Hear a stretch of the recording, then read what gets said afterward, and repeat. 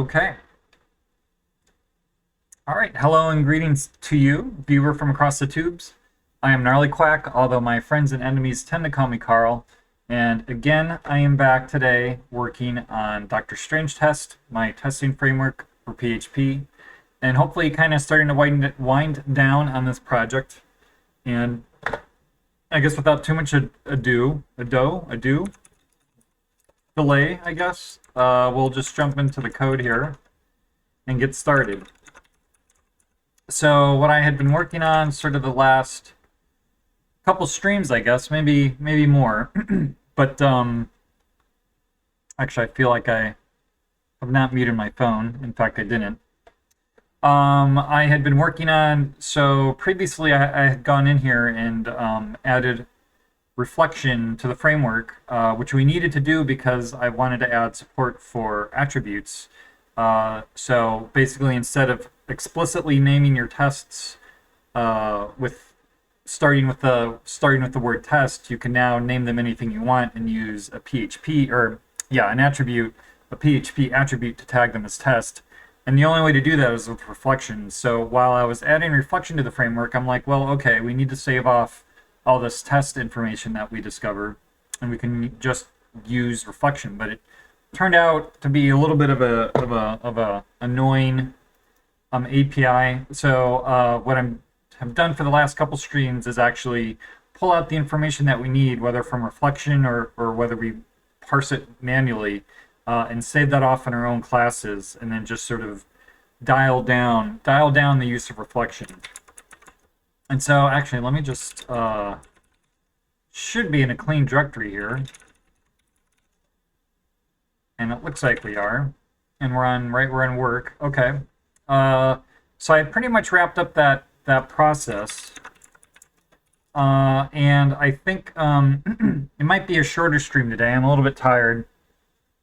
And I'm kind of coming down off of an adrenaline rush from earlier. So we'll see what happens when I crash. But that process is pretty much wrapped up of replacing here. We've got now our own info classes that I'm calling them instead of using reflection. I pretty much wrapped up that process, but there's maybe a couple things I want to take a look at today. So let's just get into it. And I guess the first thing I wanted to do was here under where I'm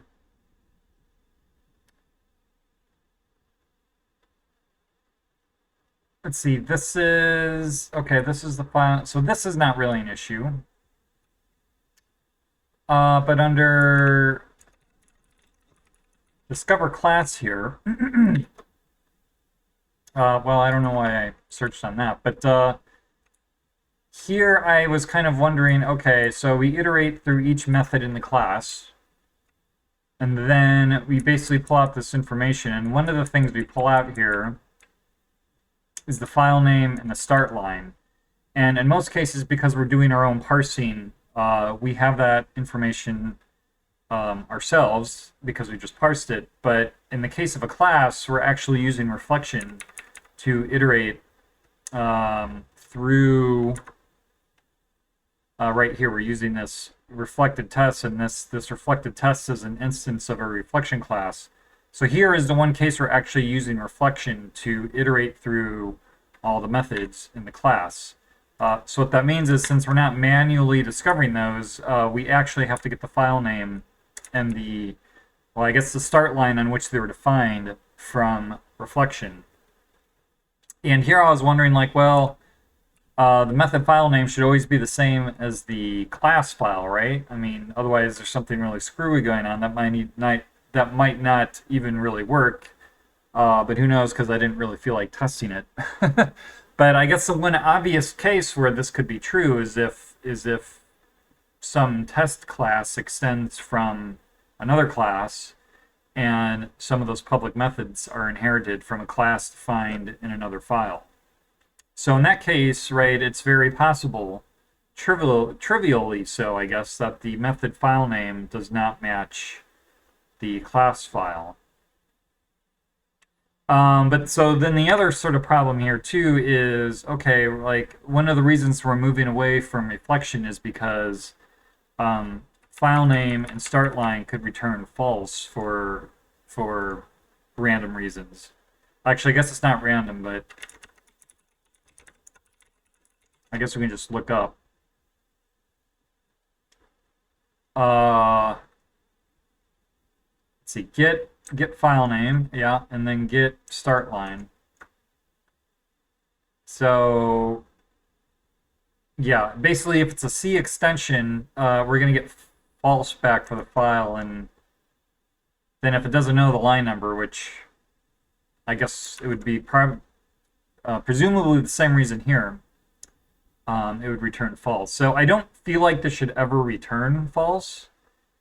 But I kind of also feel like after I'm thinking about this now, well, maybe it's actually not a big deal for us to handle this because this should be the only case where we actually get fault. We could potentially get false back because I believe everything else we are manually parsing and discovering ourselves.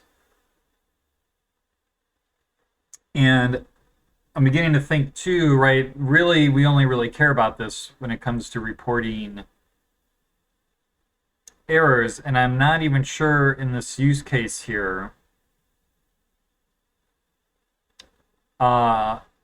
if these are false for some reason. I guess I'm not even sure there's ever a case. I mean, I guess I'll have to look obviously, but there's ever really a case where we're actually using this method file name and start line.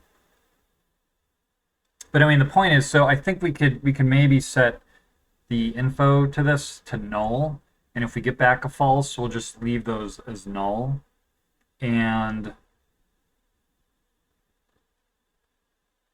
then we shouldn't have any issues. We just won't have a file name and a line number, because I believe, well, I guess I can just look. I don't need to believe in anything, except I need to get into the right window here. And I guess this is log where we have all our well, I guess this might be the one issue, right? We've said these can't be false, right? Since these are actually test methods, well, so there you go. That kind of throws a wrench in everything. Like a failure would only come from, I believe we really only log that from an exception. So, and then we're not going to be using the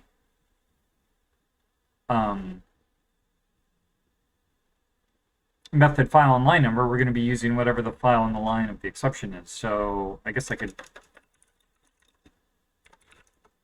is it log failure?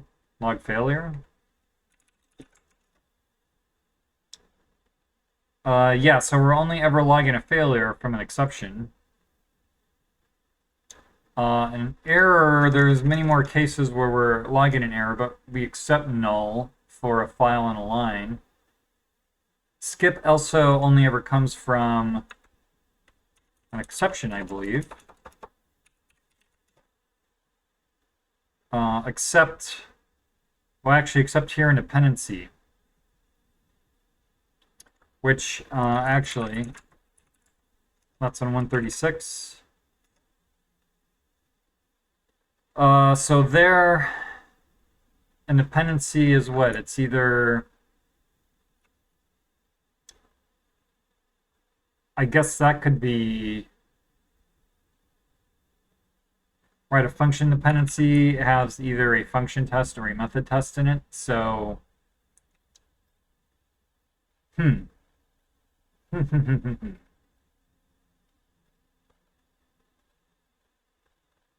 mean, I kind of don't like making those fields nullable, but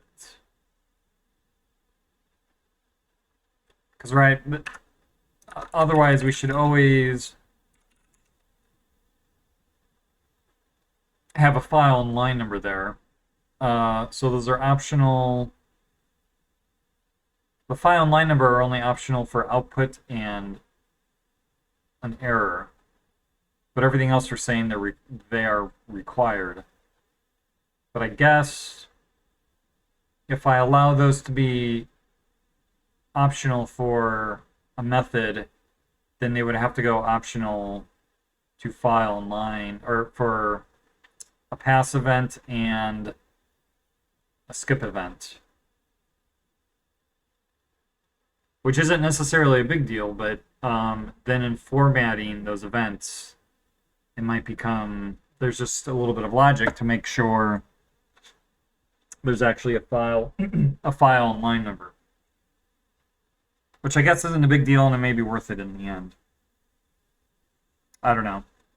I guess I'll think about that a little bit more, and I won't tackle that right away.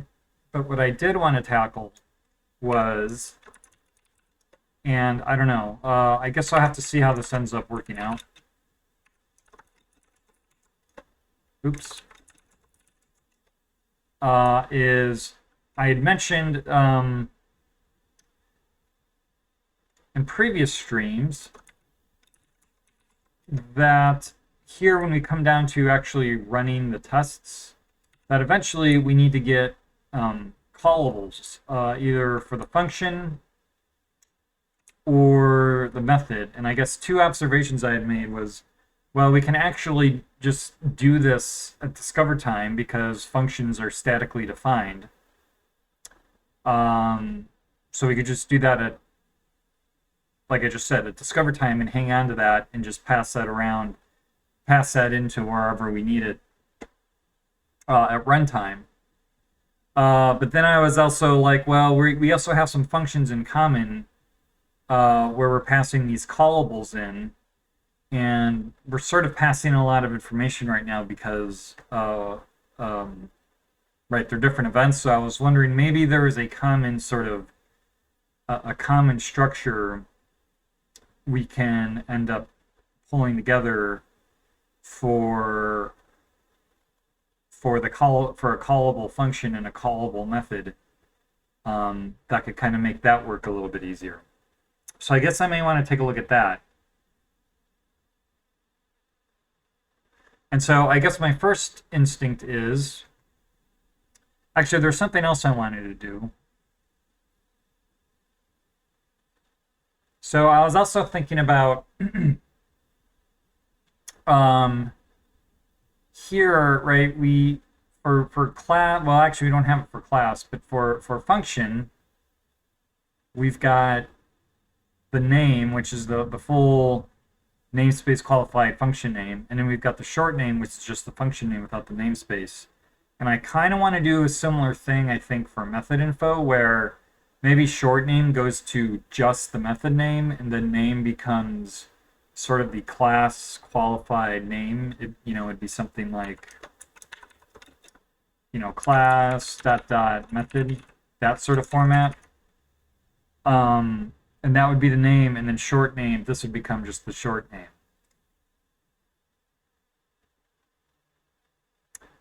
So that's something I'm thinking about. And I guess one of the nice things about that is because then we're basically at a point, like this is already done because the test name for a function test is literally just the function name. And then the test name for a method test is exactly what I said. It's the class name appended to the method name. And so with that change, right, we could just actually get rid of this method test or function tests, and just these class tests would hold method infos, and the file tests would hold either class test or function infos. Or we could just consolidate function info and method, or not consolidate, but these just become the tests. I don't know, 6 of one, half dozen of the other in that case. So that's what I'm thinking. And also dealing with that callable stuff.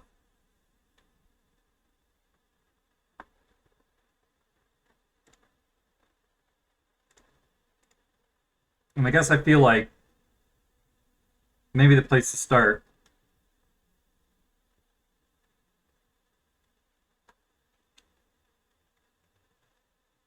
is, excuse me. Guess I should have grabbed a, oh, wait, I got one over here. I feel like handling that callable information will have a little bit more impact on the code. So that's where I'm going to want to start.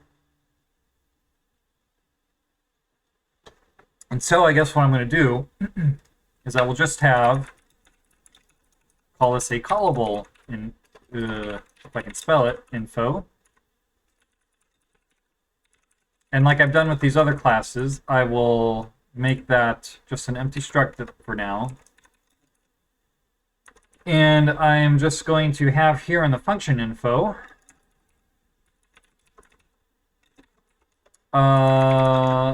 this callable. What do we think about that? Now that should actually not break anything.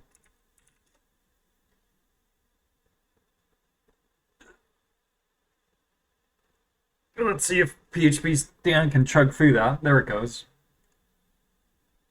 And what I guess I want to do now is we've got what, get callable function, I think.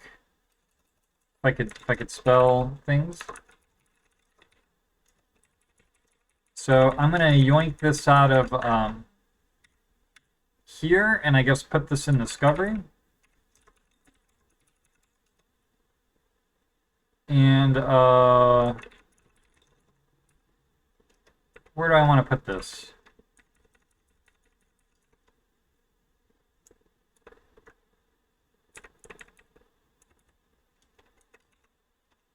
Discover class, validate fixture. Maybe I stick it up here. Maybe I stick it up here. And I kind of have a feeling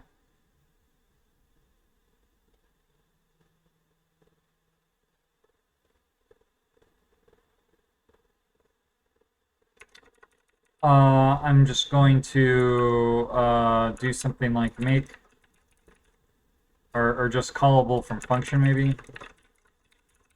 And this will take a function info. And this might actually return a void at this point, which I don't need to put a parentheses in front of. So I'm going to have result equals new callable info. Well, I guess this might be jumping the gun a little bit.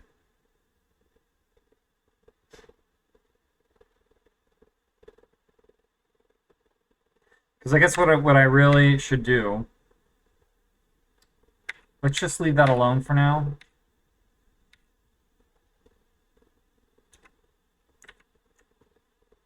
Yeah, let's leave that alone, and then in here in run where we have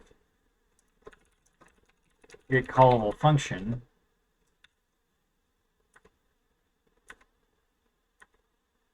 what we want to do maybe,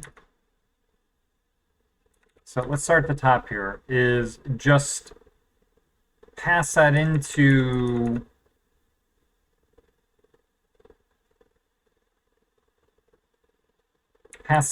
run setup. So this would change into, what are we even using setup for here now? Like, it seems like I might be a little bit dumb to pick this off at this point.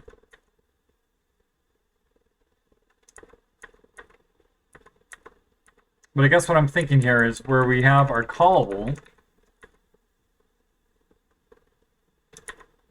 we'll just pass in setup callable, something like that. Guess I can just delete that.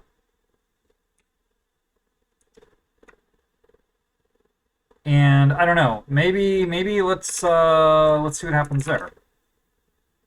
And I guess I should probably go look into run setup.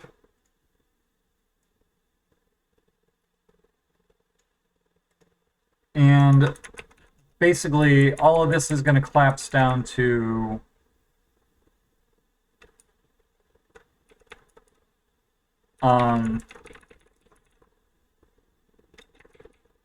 essentially that. I feel like.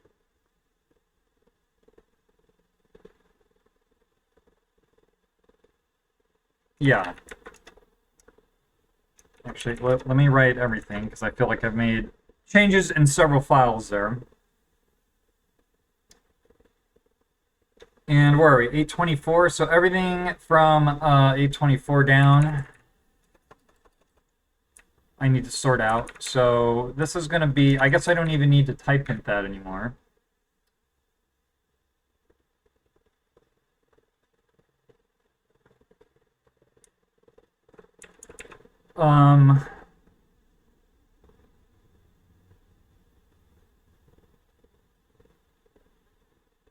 So is it going to be weird to have like callable?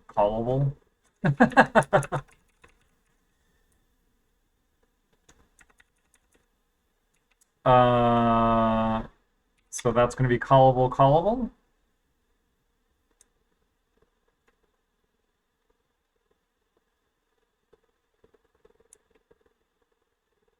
Okay, so what do we have here?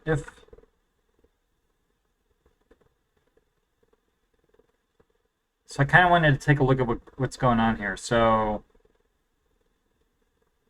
if we have anything for args, we unpack that. Otherwise,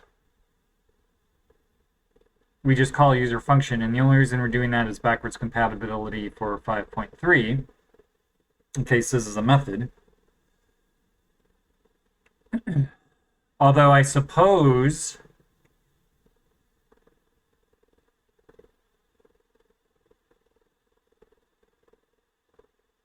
I guess we'll just leave this. We'll just leave this maybe. So then if we get this far, we're saying we've passed. So if we had args,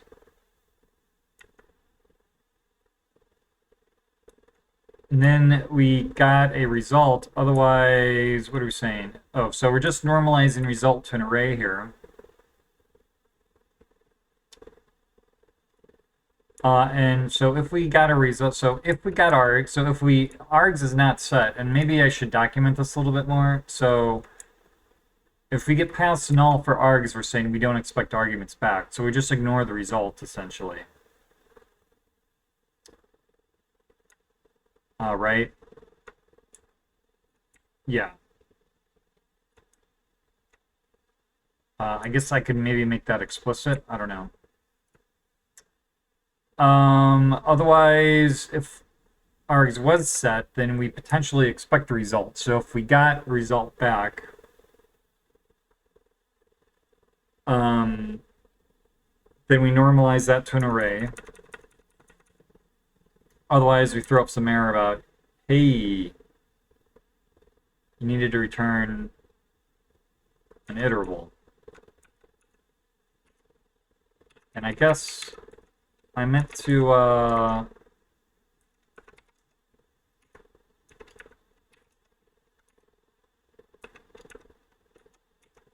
capitalize that. And I guess I don't see any reason to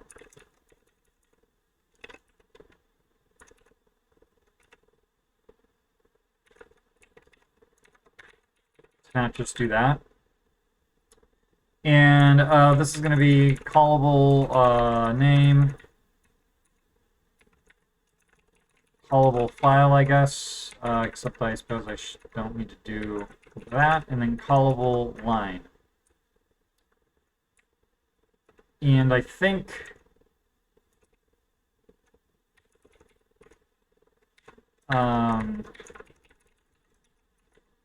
maybe do that.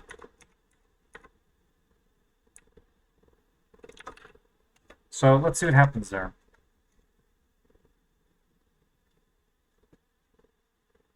Okay. So this is in test, and so most of this stuff, I guess, is going to be almost kind of the same. This callable is just going to be a callable. I feel like I should stick this down here at the bottom. In fact, we'll just overwrite that. Then we're just gonna have name, and they're gonna have a line. So I feel like that.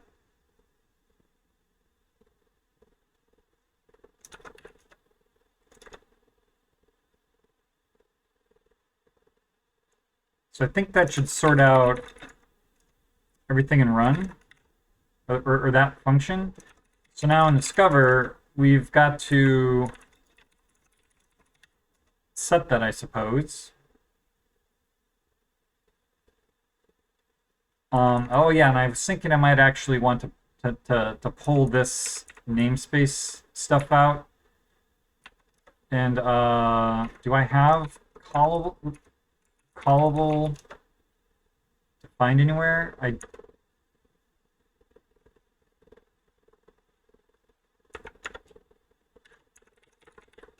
Doesn't look like I do. So new function info. So callable equals new.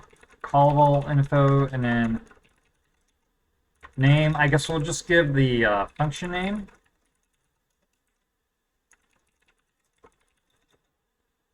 File path.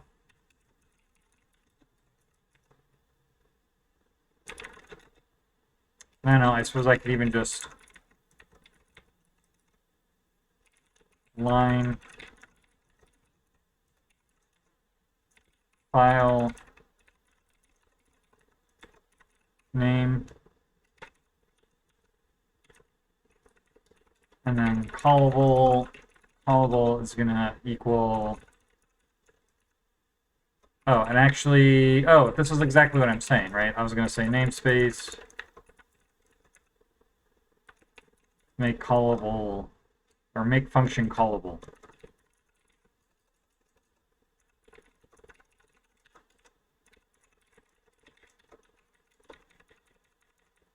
So I think that's what I want to do. So let me just this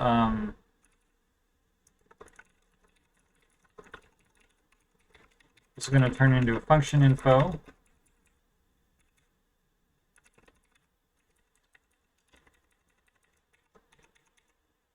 I guess this will be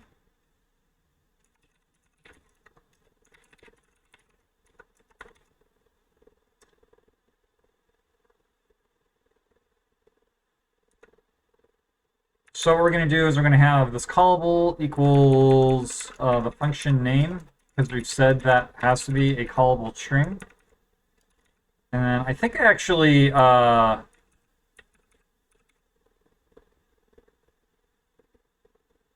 messed that up. I think that's backwards compatibility for 7.0.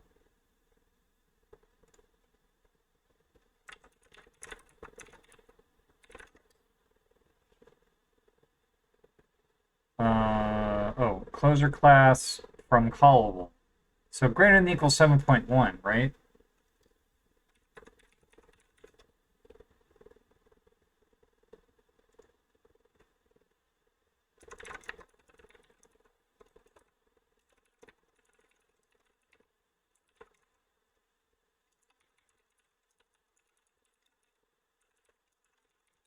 Oh, it's from callable.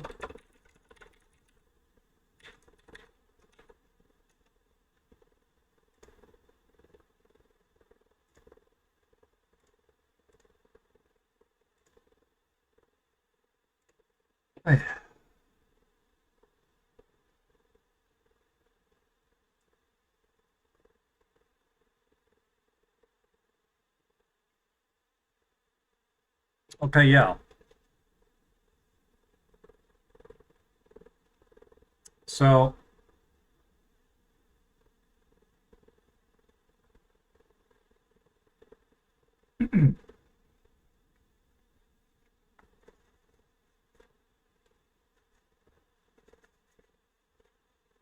excuse me while I mess around with a banana there.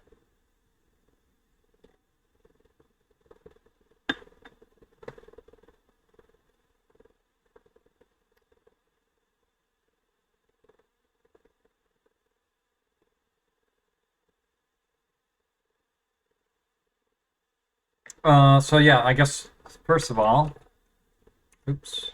Okay.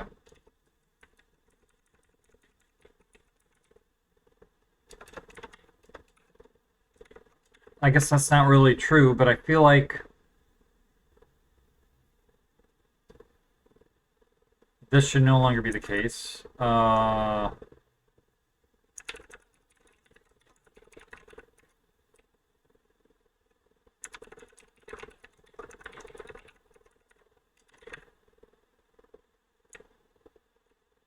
Oh, and I guess I need to set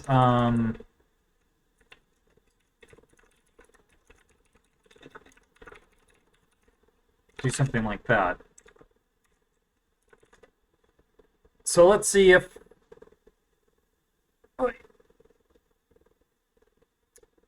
discovery still seems to be fine, but also I think there's another case where we want to do this. And that is going to be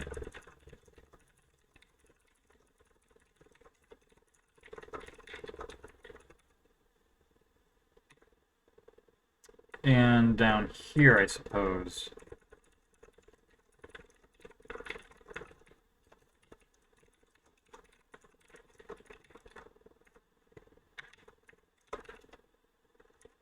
So 1, 2, 3. So I think discover should still be okay there. All right, so back to run where the mess is. Okay, so I guess in all of these cases then,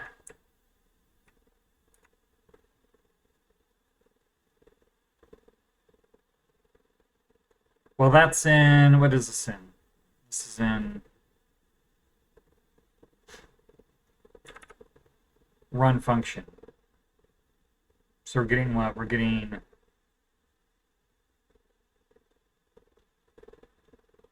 a function test.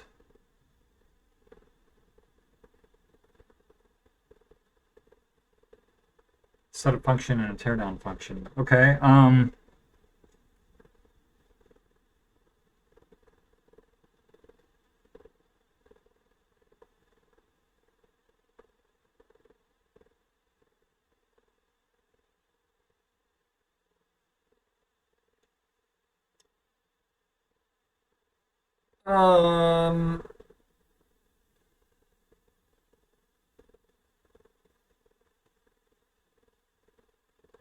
so I guess what we're really saying here is,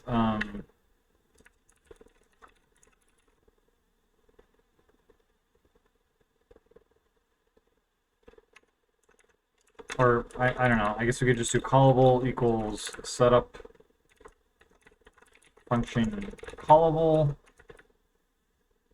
callable name,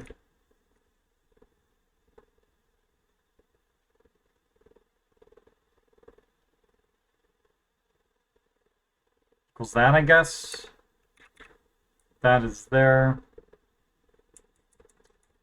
And this is just going to go to callable. Right, what line? Let me. That should have cleared some things up. It did. It did, in fact, clear some things up. But it's 721. Oh, I guess.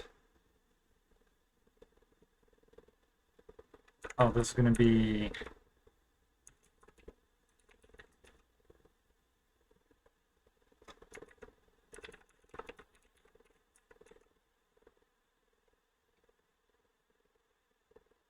I guess let's go into that.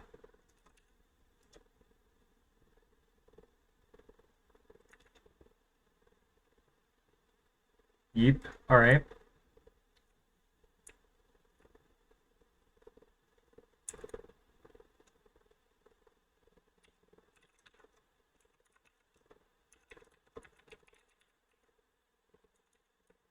So this is going to be the callable name.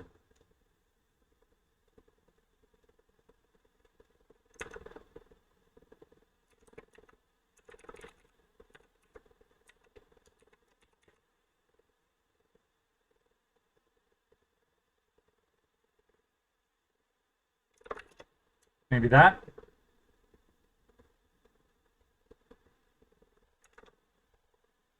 That's going to break that, though, I suspect. Yeah. Yes, it is. Yes, it is. Um,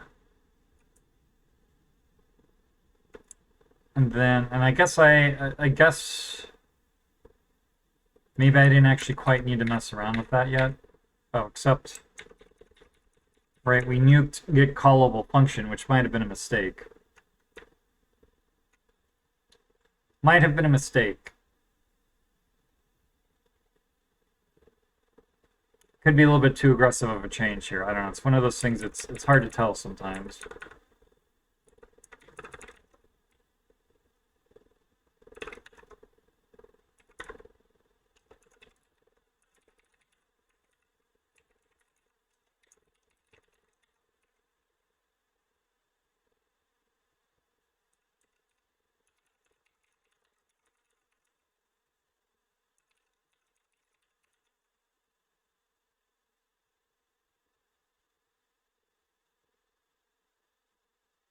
I guess to sort of for now I could just do that.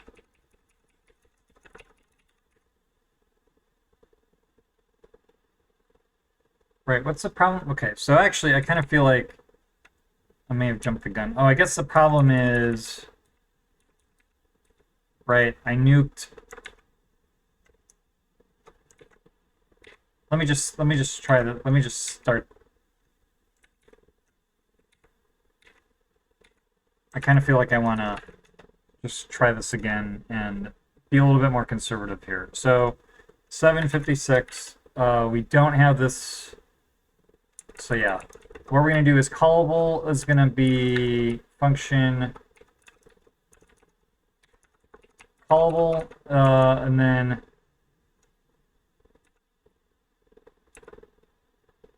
we can still do that, I guess.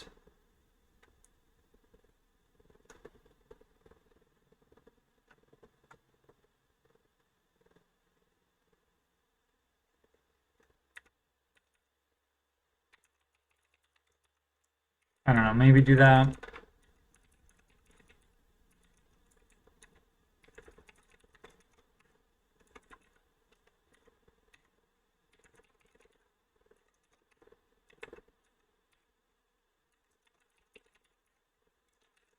That should probably sort that out.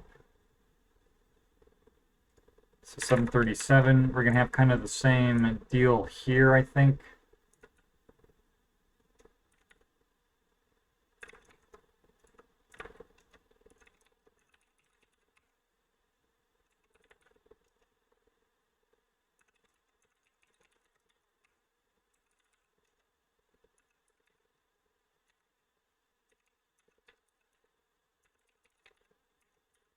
I don't know how that worked, but there you go. And I guess here, that's going to go to callable, I guess, I suppose.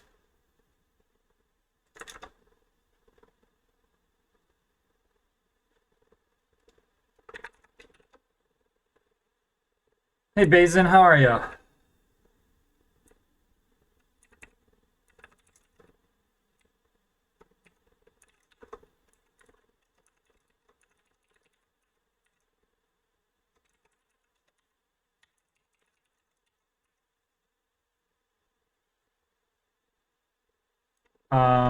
So this is going to go to callable name.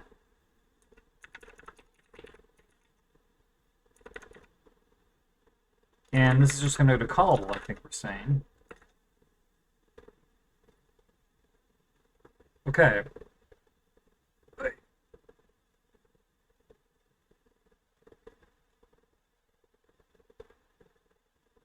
Oh, nice, nice. I'm doing okay. I'm a little tired, but I wanted to just get a little bit of coding done before I took a nap and went out for a little bit tonight. Had an interview earlier today, so I didn't sleep much last night. I was just kind of worked up for that. And I think it went well, but It's one of those things I feel like it's hard to tell sometimes. It's like, well, okay, we'll let you know next week, and it's like, okay.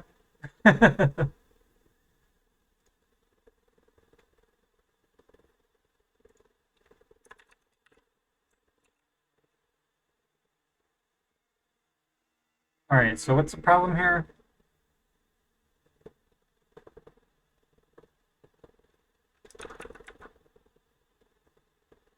Oh, I can't remember what you said you're doing for Saturday.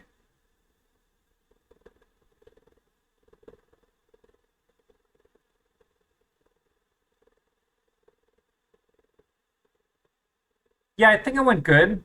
It was mostly they were just kind of going over my resume.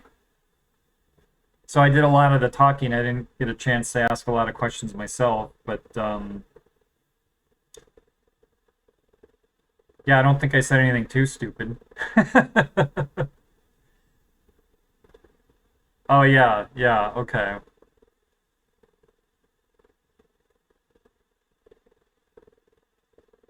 All right, we're getting okay. Oh, this is callable method.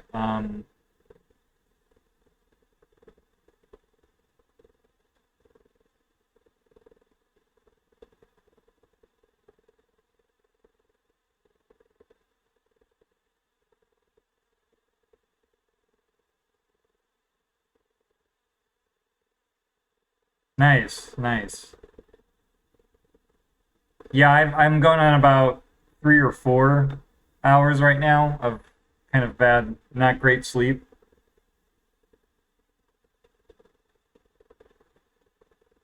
And it's kind of gray and cold here today, so I'm not gonna lie, the couch and the blanket are starting to call to me. So I guess to sort this out, what did I do now? What did I do?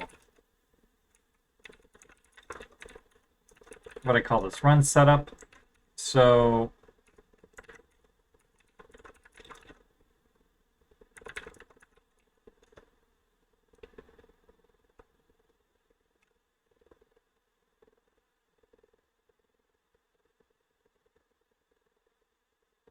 so I guess this is gonna return a callable info now. I kind of want to move this object up here. And I want to make this actually, I guess I can just, this is going to be method info.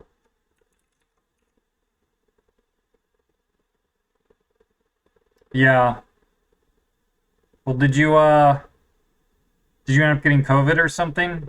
Not that you need to talk about it if you don't feel like it, but just if you're feeling that exhausted, it seems like that's common with yeah, COVID can kind of really take it out of people. Even I think even if they've been vaccinated and stuff.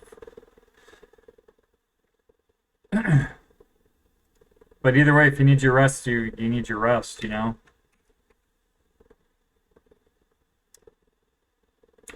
All right, so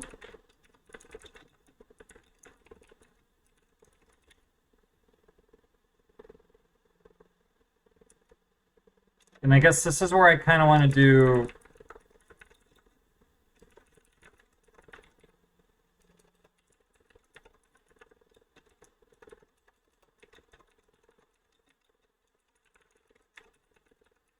that. And I feel like I want to like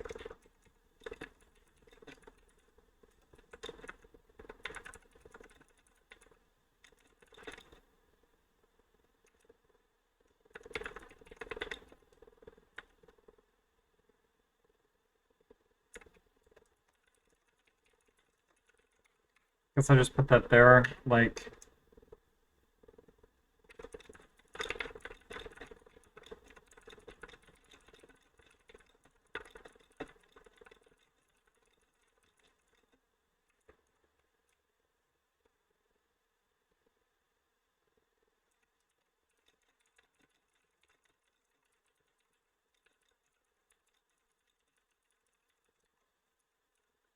and I guess that's what I was talking about earlier. Oh wow, yeah. Huh.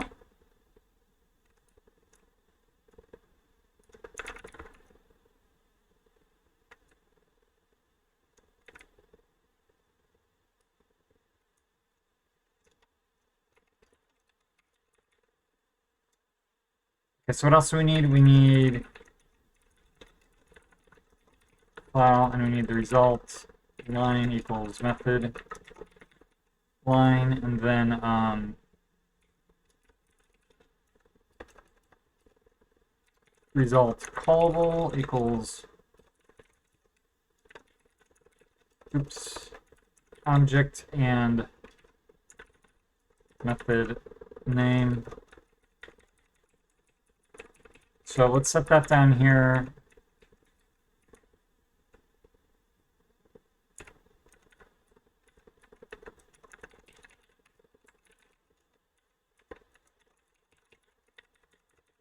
I guess we'll return the results here. So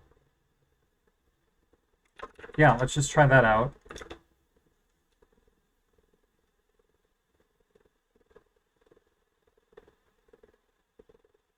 Oh, it's not it's not that busy. I mean, whenever you see me hop on programming, that's kind of usually when my day has started. Not always, but like not right away. Like I didn't just get up 5 minutes ago, but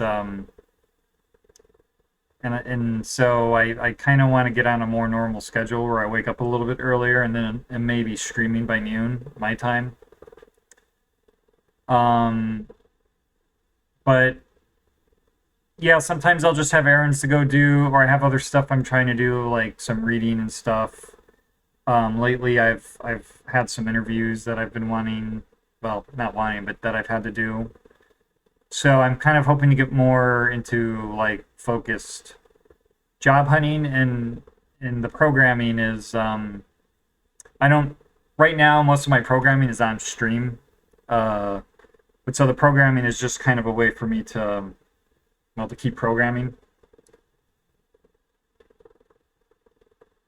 So it's not actually all that busy, but the day does seem to go by quickly. But it seems like that also happens when you don't have a lot going on all day. Thank you. It's like the more you have to do, the more you get done, and the less you have to do, the less you get done. And regardless, you're always wondering why you don't have enough time to do anything.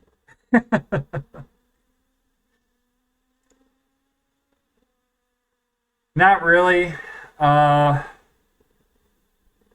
Part of that was right before this. I was in the hospitality industry, so working in restaurants. So I was on my feet all the time. So I would come home and just be beat from being on my feet for however long the whole shift. So which isn't the same obviously as like aerobic exercise or lifting weights or jogging and stuff like that, but I didn't really have much incentive to go exercise otherwise. But and I've just kind of been sort of I guess recovering a little bit this summer. But I now that summer is fading, I'm kind of thinking I should try and get some like go out for runs and stuff, go jogging.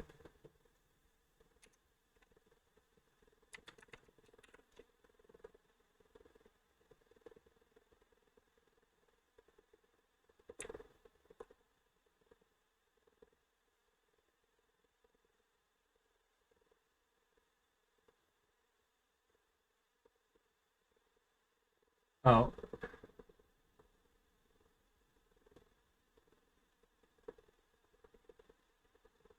yeah. Well, I guess we got to do something stupid like this.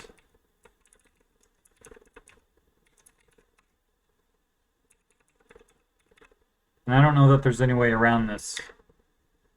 Yeah, they can be. They can be. Well, and the other thing about restaurants, yeah, well, I'm not really a huge fan of I shouldn't say that. I mean, I guess I kind of like running, but running is never fun if you're not in shape because you're just out of breath the whole time. I guess even when you're running, you're kind of always short on, or even when you're in shape, you're always kind of breathing heavy. But I feel like it's not as difficult. It's not laborious.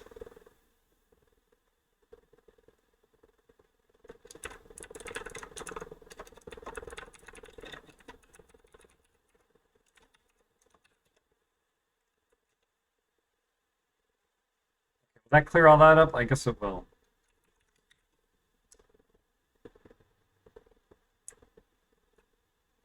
If this works, I'll be.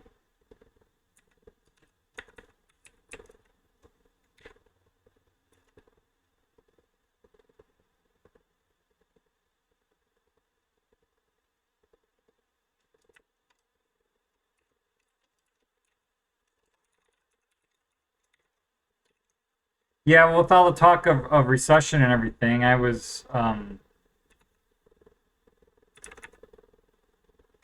prepared to have it take a while. Um, Finding a job, I mean, but well, I don't know. This interview, right? Not sure where it's going to go yet, but it'd be kind of amazing if here at the beginning of my search, it ended up turning into something.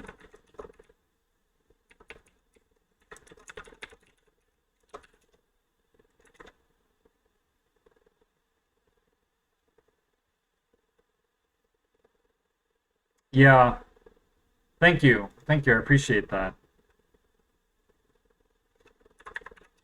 Yeah, I figure if I really need to, I can get back into hospitality, but I'm hoping to not have to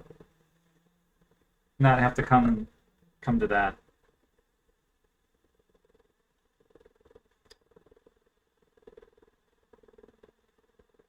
What do we have? Callable.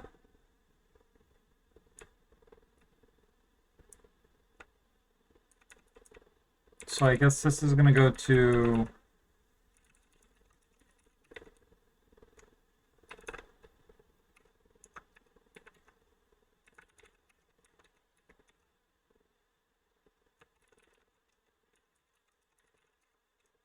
No, this is gonna be callable.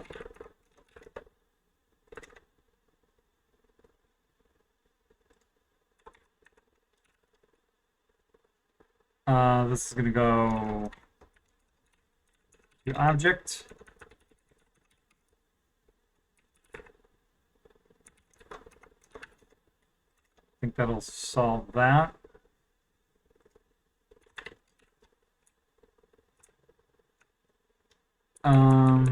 So this is gonna go to setup.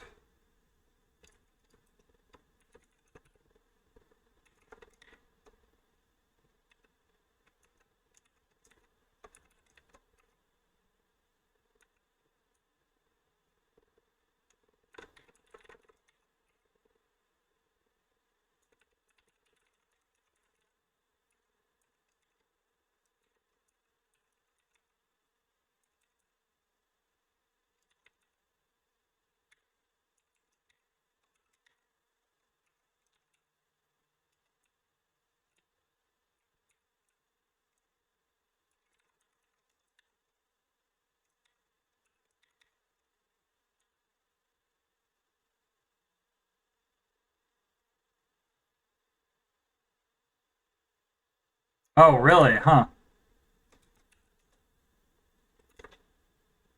That's an interesting. Did he know how to program before that, or?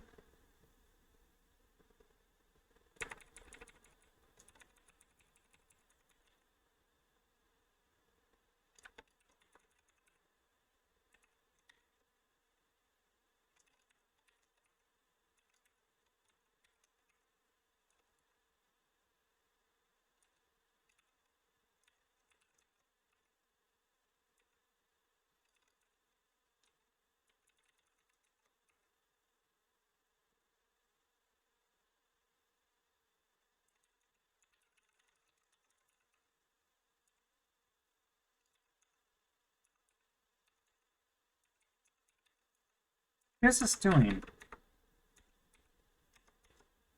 Change to... I don't know what I was hitting wrong there, but okay.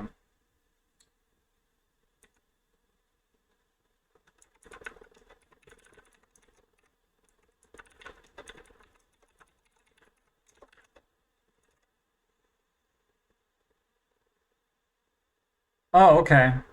Oh, wow.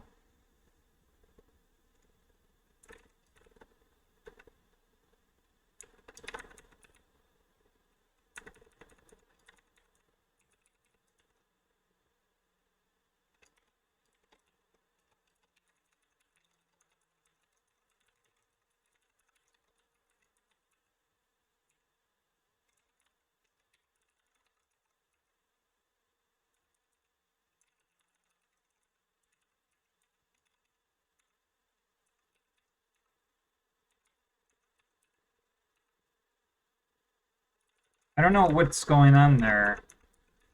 Oh, wait a minute. Change to... That's so weird. I don't know what I'm, like, hitting wrong there.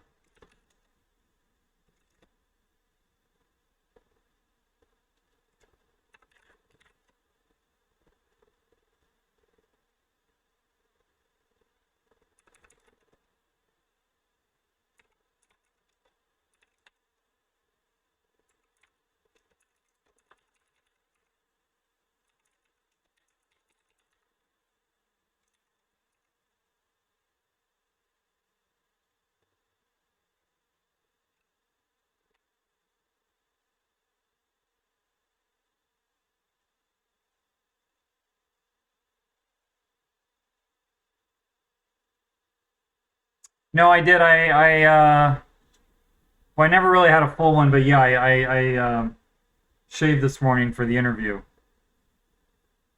So you're not stupid. You noticed.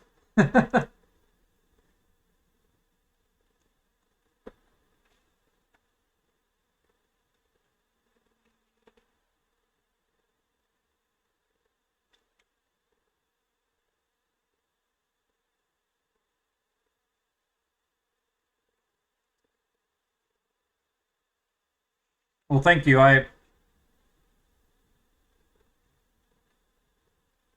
until about 2 years ago, maybe three at this point, I always had a clean shave.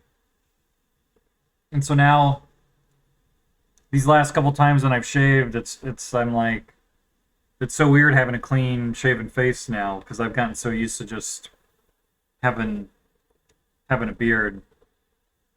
Let me throw out my banana peel. I'll be right back.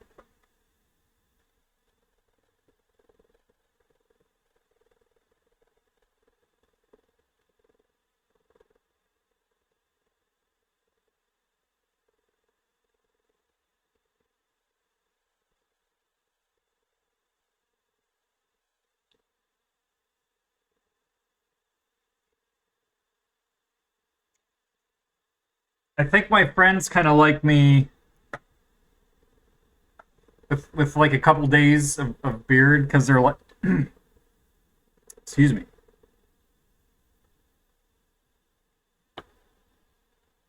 because they're like, well, when you're clean shaven, you look too young. But then when my beard grows in, there's you start to see all the gray in my beard. So they're like, then you look too old. So with about 2 or 3 days, just keep it like that, and that looks the best. So I'm like, okay.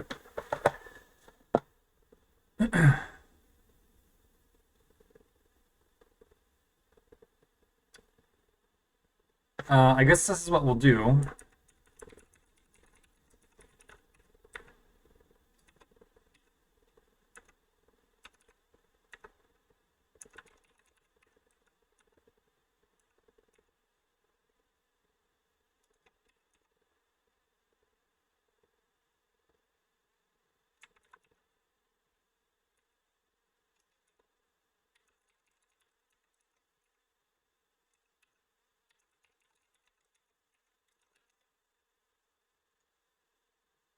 Yeah, that's what I have. I have like just an electrical thing. So usually when I do shave, I'll just go with that.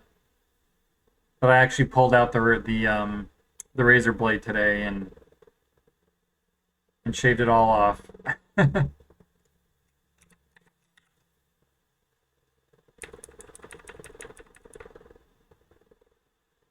Oh wow.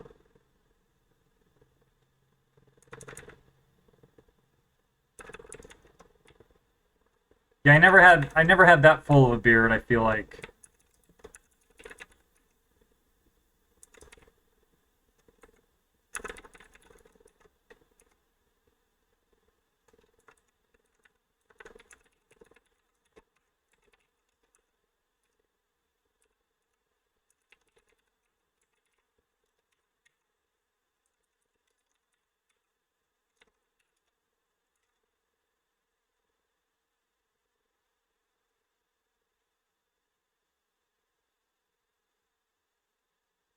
Uh-oh. All right. My friends are scheming Halloween plans already.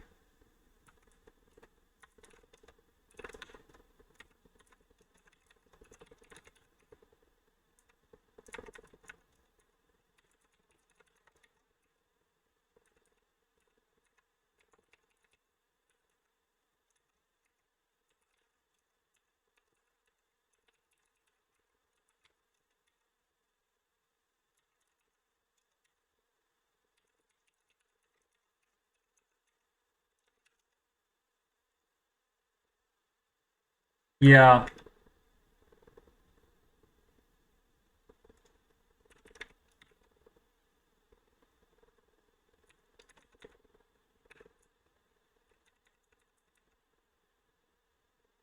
Yeah, well, even still sort of like kind of right in here, it never really, even when my beard gets pretty full, it never really kind of grows in there.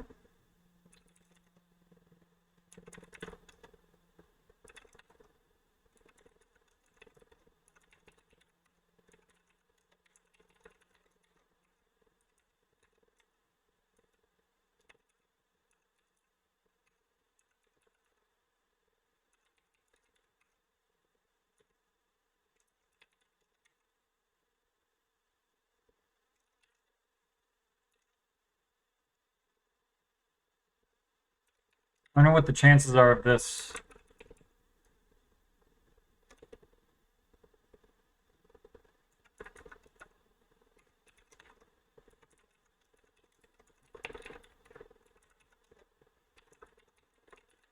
This actually working are going to be.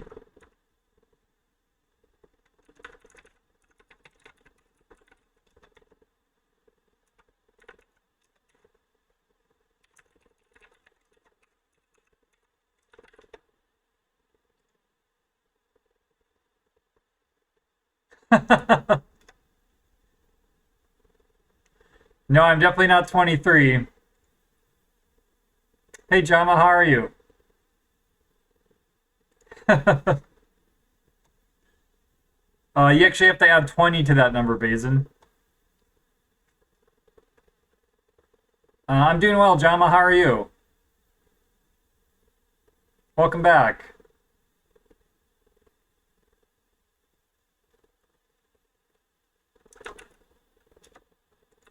I think I ran this already.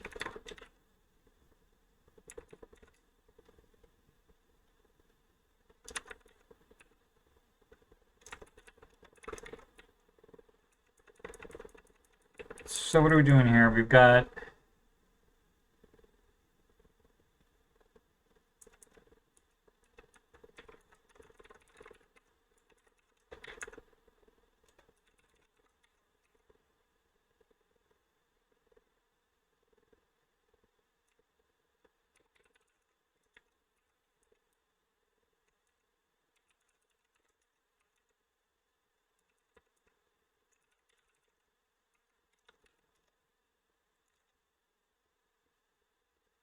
seems a little screwy to me. 3.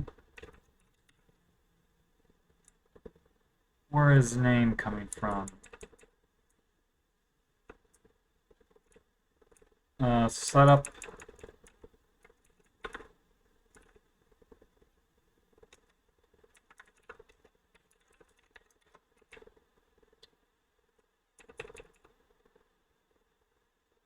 think that should work. Uh-oh.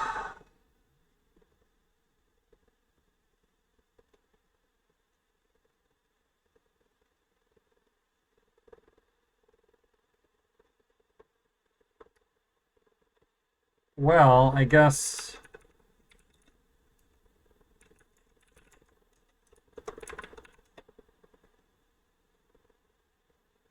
Yeah, that's always nice, Basin. I remember when I was a kid, I had cats too, and my cat would always come. My parents would wake me up for school in the morning, and then that's when my cat would want to come lay in bed with me. It's like, okay, cat, you have about 5 or 10 minutes, but then I have to get ready for school.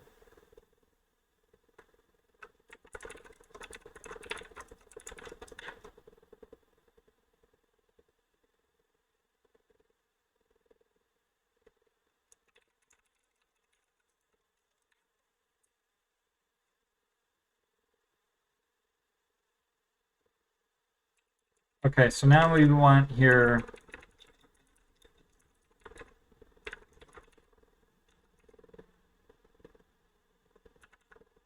Oh, was it that many?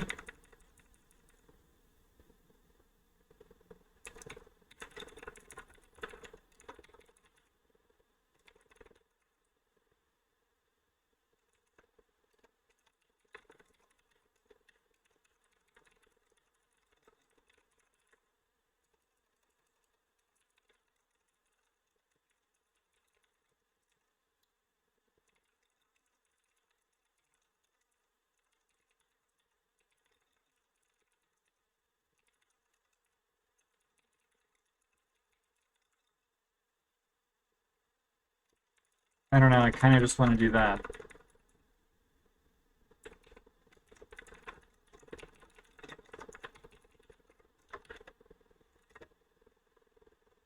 That only fixed one. Only fixed one test.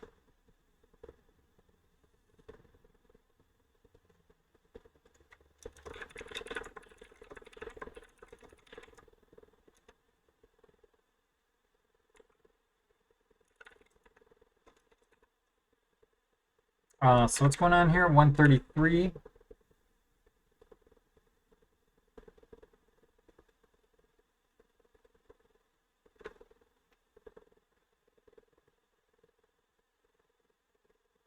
Okay, I'll be here. I guess I'm gonna have to do this.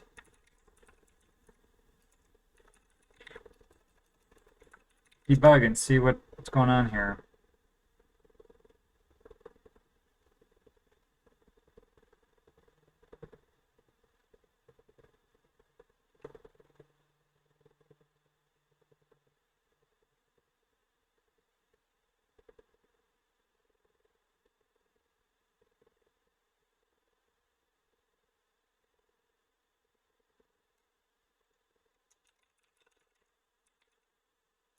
That seems like a weird 582.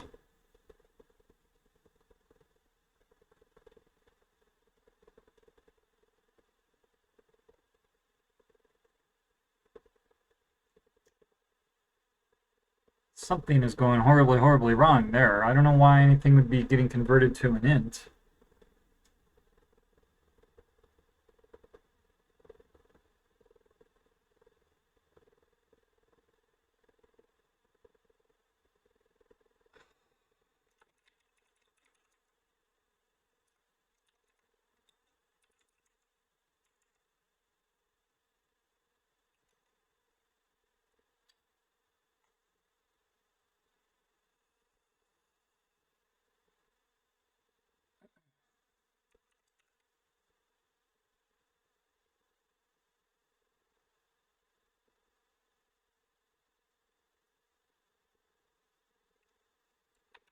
$184.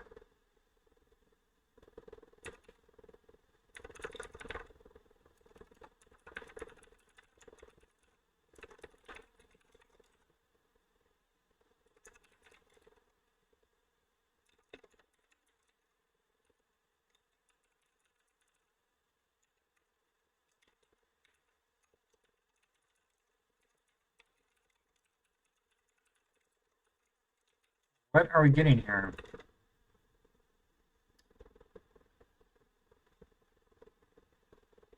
So I guess we'll do...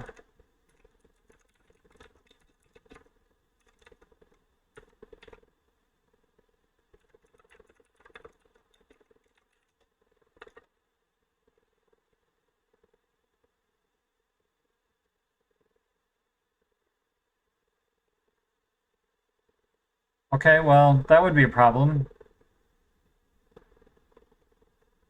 Oh, discovered?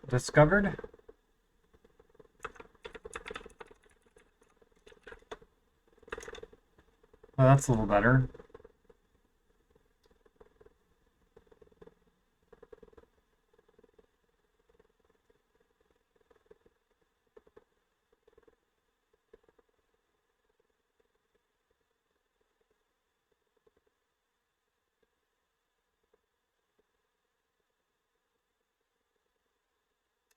That's a function, so that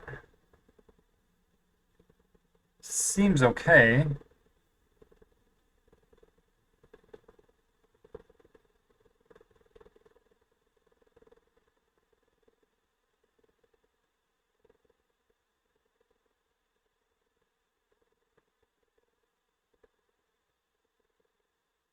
Well, I suppose this is the problem.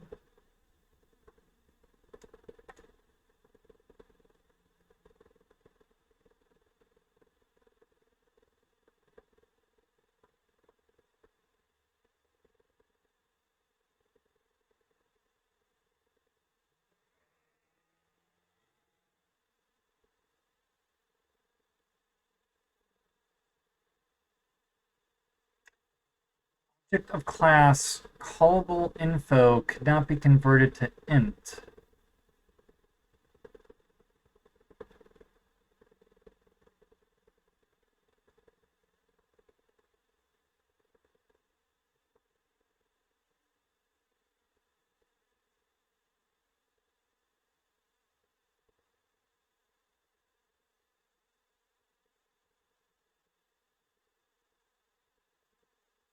I don't see what's going on there.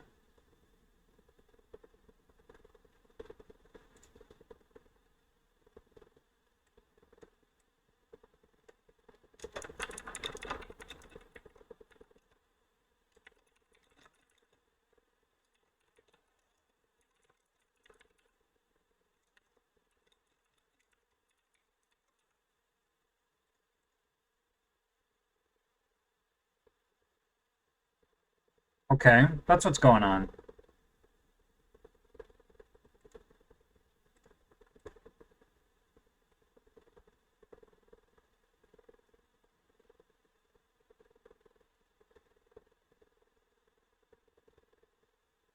Hmm.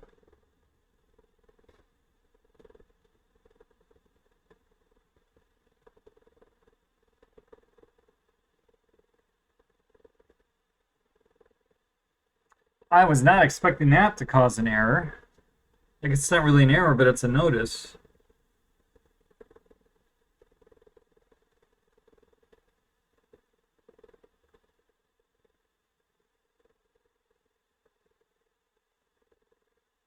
That's fairly stupid in my opinion.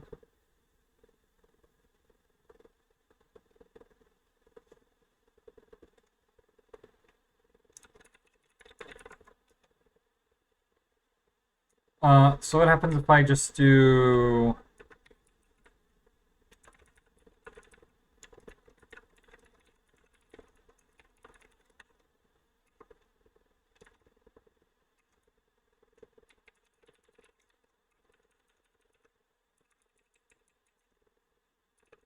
That returns null, I believe.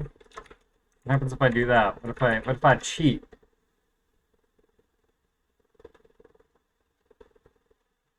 Okay, well the errors are gone, but the failures are still there.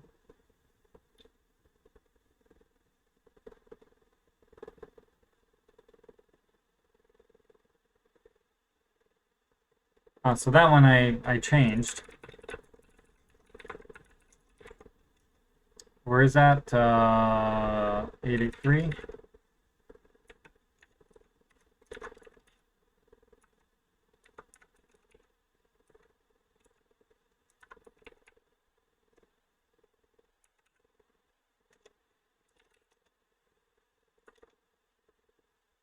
Okay, so that cleared up some of those.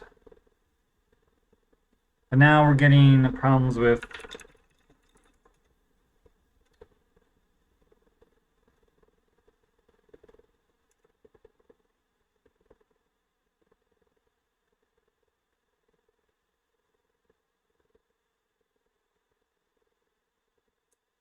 so that looks okay to me.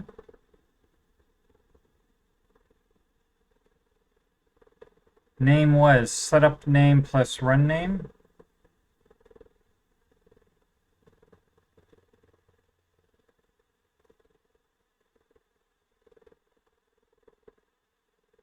So that looks good.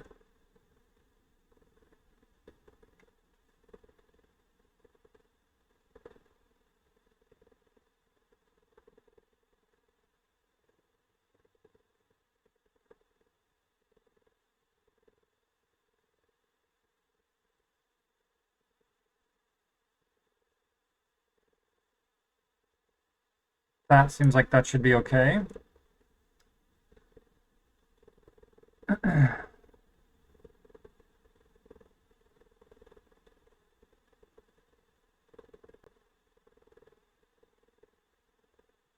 Directory teardown name.run name.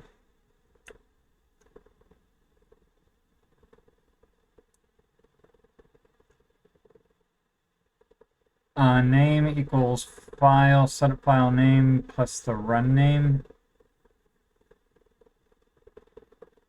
It's callable name file line, okay.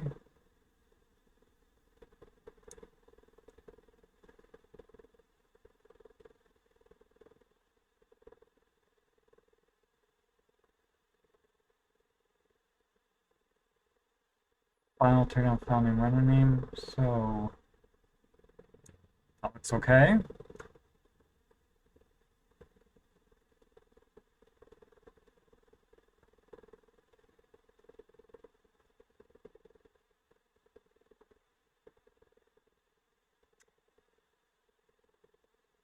So class test name, yeah.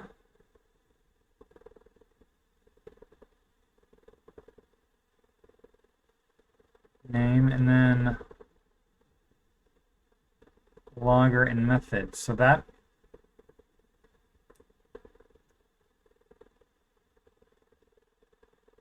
object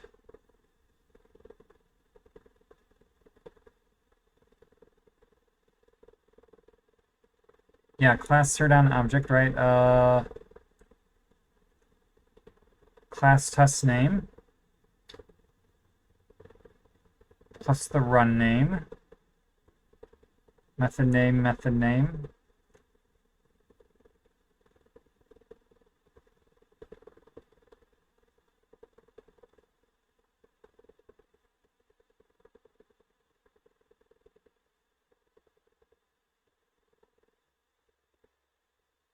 Setup method name for test name, okay. So then we log the setup name and then we just pass in, okay.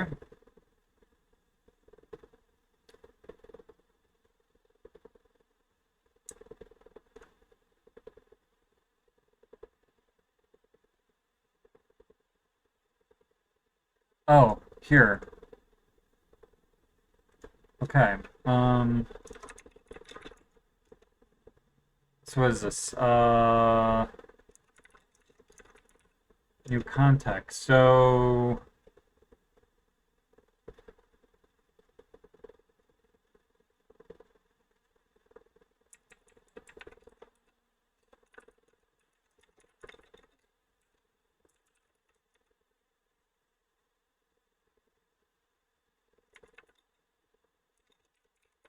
that run name, I guess.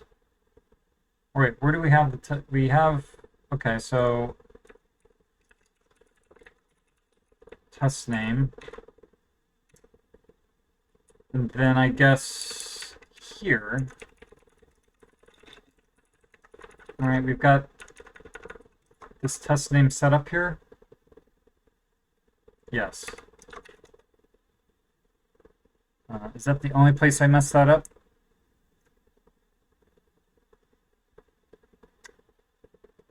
Looks like it.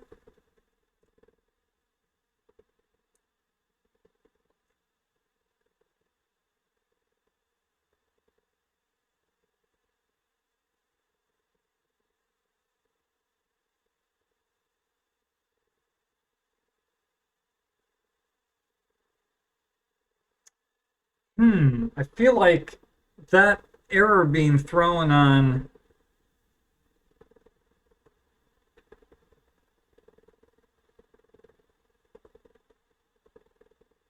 conversion really bugs me.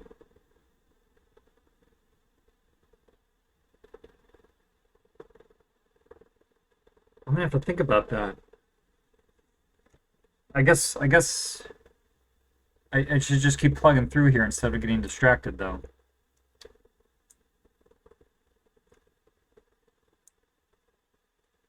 Okay, so this is all just, okay, that's gone.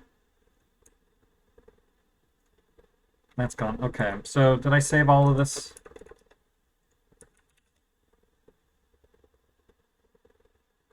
Okay, now I need to get rid of, where is, where's that output coming from?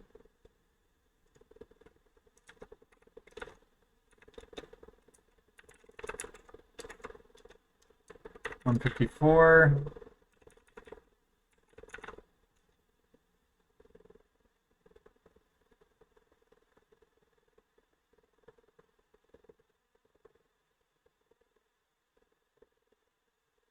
Oh, right, because this calls into cert discovered. All right. All right.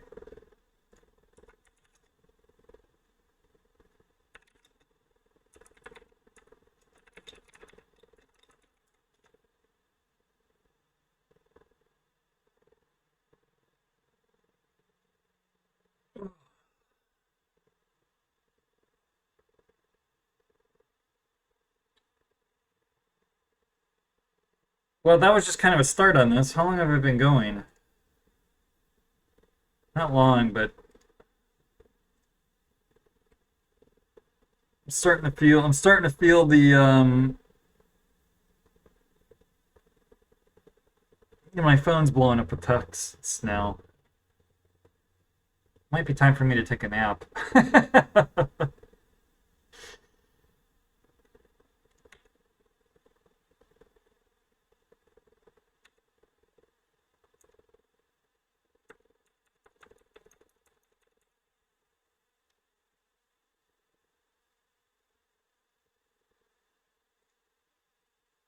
But maybe.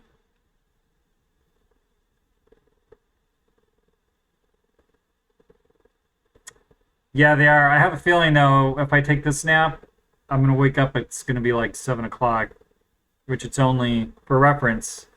It's just past 3 o'clock here.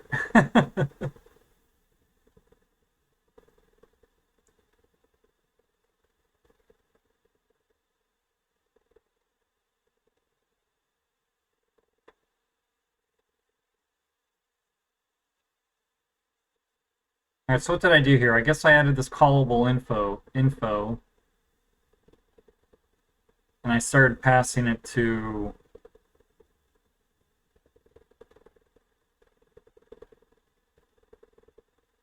run setup.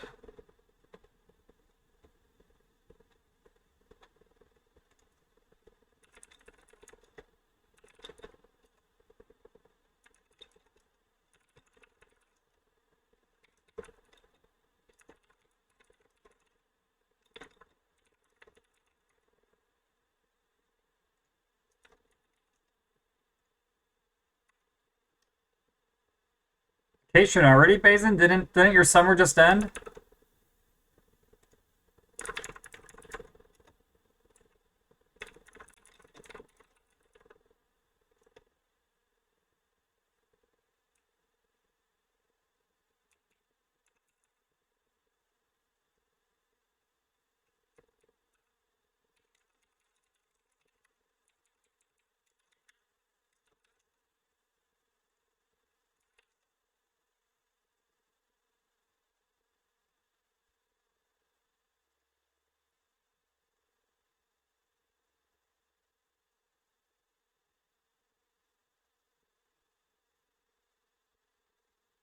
To to where in April, Basin? Hi, MB4. How are you? Welcome.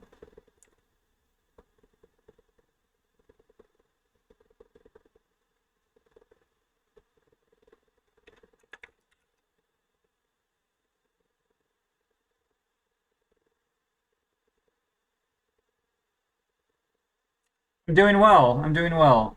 Oh, Valencia. Okay.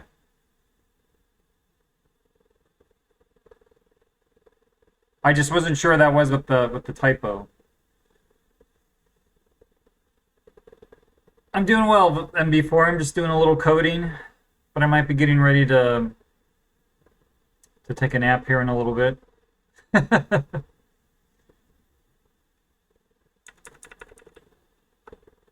So where is this? Having a hard time?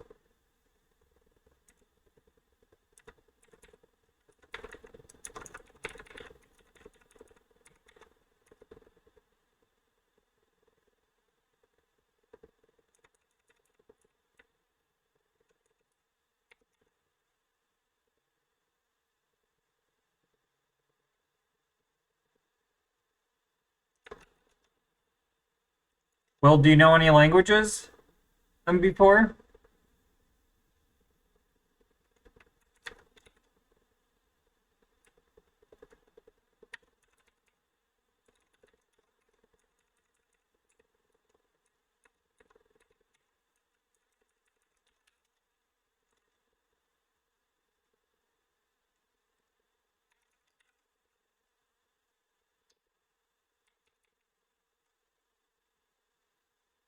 Oh, okay. So you know quite a few, huh?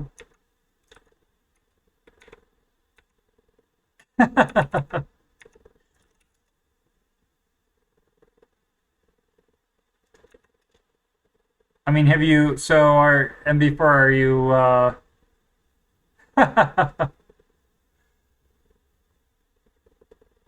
Well, it depends on what you want to do and what you want to get a job in, I guess.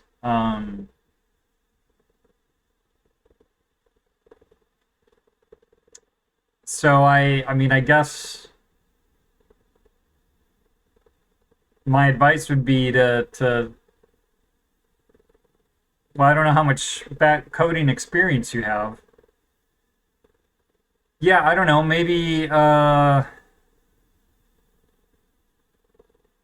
I mean, of the ones you've listed, C is my favorite. I don't know if that's a great place to start, but I'm Python seems really popular, so I would maybe pick Python and just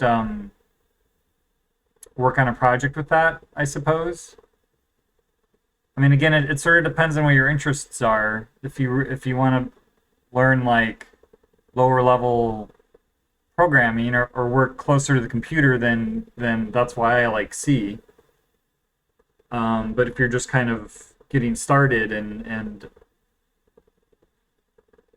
learning, I would probably recommend maybe Python. Okay.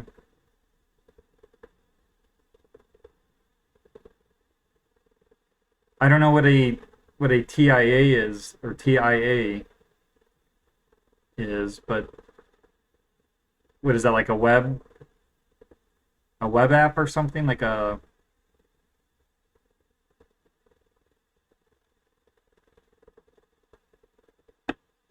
yeah, Arduino is like embedded programming, right?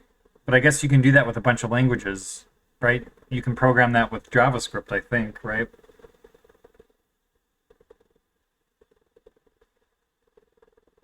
Oh, well, based on that kind of stuff, I would tell you to learn C because if you're interested in embedded programming and stuff, I feel like, yeah, if you're interested in embedded programming, which it kind of sounds like that based on those two, I would definitely spend your time learning C because I think C is a common language for that field, or even C++ plus plus more and more these days.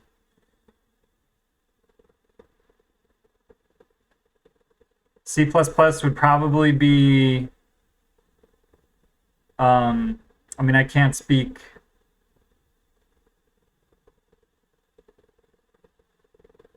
Like, what do you mean? Where can you get the program?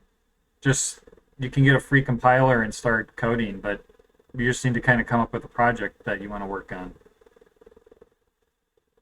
You mean learn how to use those, or?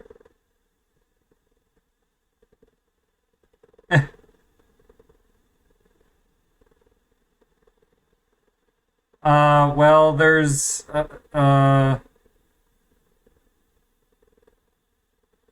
well, you'll need a compiler. Well, no, for C or C++, you'll need a compiler. Um, I don't know what. I mean, you'll need a text editor to edit code. But then, if you're on Linux, the compilers are command line, like GCC or LLVM. Yeah, I mean, you don't need a special editor to write your code in. But I mean,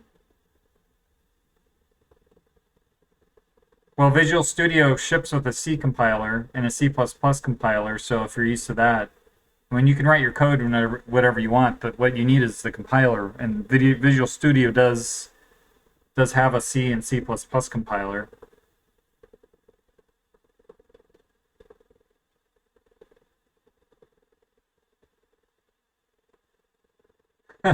So,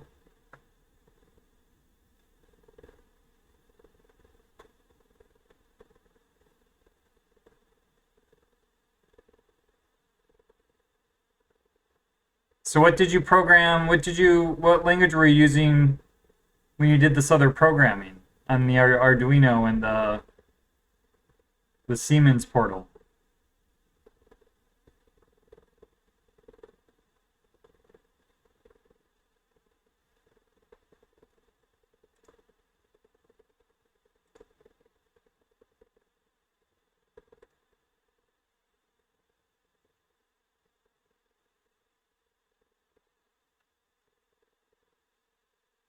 Okay.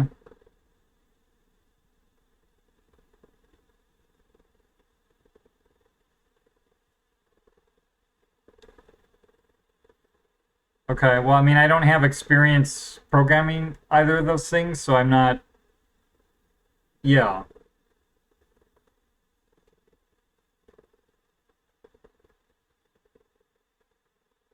Well, so it sounds like the portal wasn't actually actual programming. You were just using the application.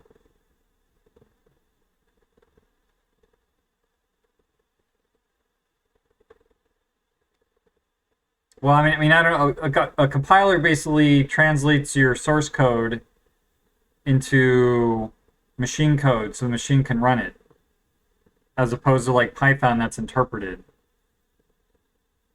So, right, to run Python, you write your Python code. Yeah, Visual Studio is totally an IDE. It's very much more than a text editor, but I'm just saying you can use whatever you want. A lot of people do use Visual Studio or Visual Studio Code these days. Visual Studio also has a debugger. Um, it includes a debugger. But I mean, I guess if you're on Windows, download Visual Studio or Visual Studio Code, and then I don't know what a good book to learn C is these days.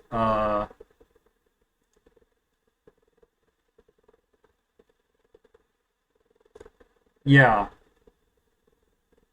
Well, I mean, you have to get the IDE set up to make the code. To whatever code you're writing, the IDE is doing something to it so it can run on the machine.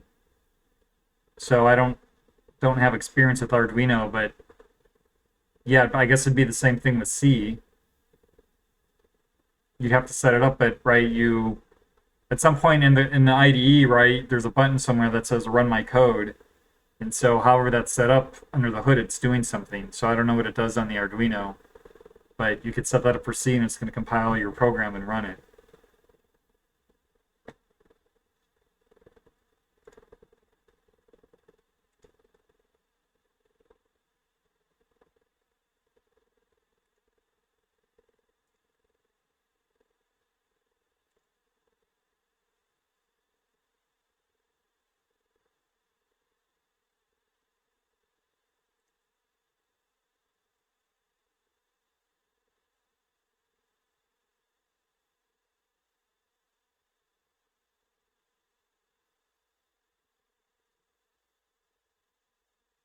Well, okay.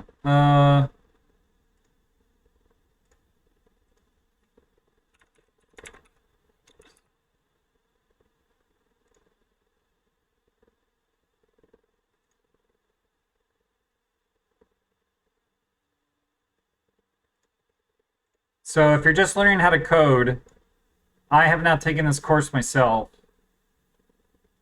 but this is, I believe it's free. But I've heard this is, yeah, it's free. It's a free course from Harvard University, and from what I understand, it's a very good course to learn how to start programming. And it takes you through, well, I guess all this stuff. And I believe there's even a Reddit group on it.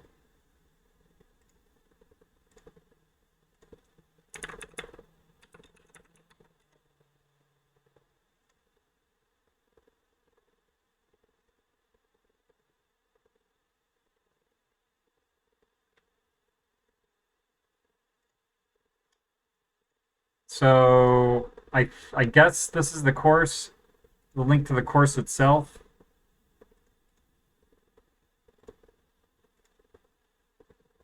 I don't know why. And then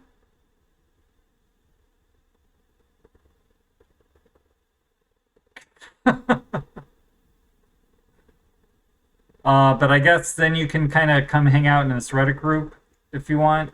Uh, Now I don't know if there's another link to that or not.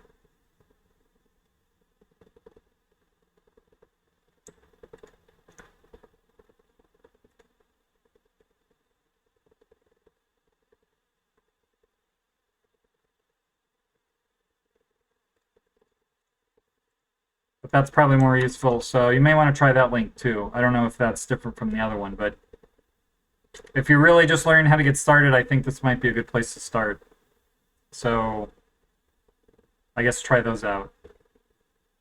And it looks like it's pretty well rounded, so it teaches you all those languages. C, Python, SQL.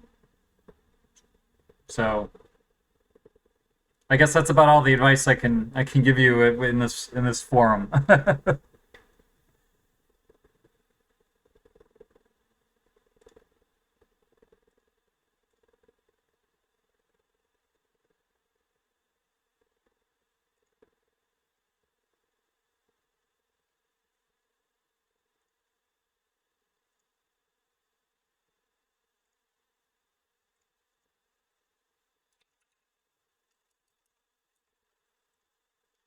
Yeah, I mean it's right, really the difference between an interpreted language and a compiled language is a compiled language it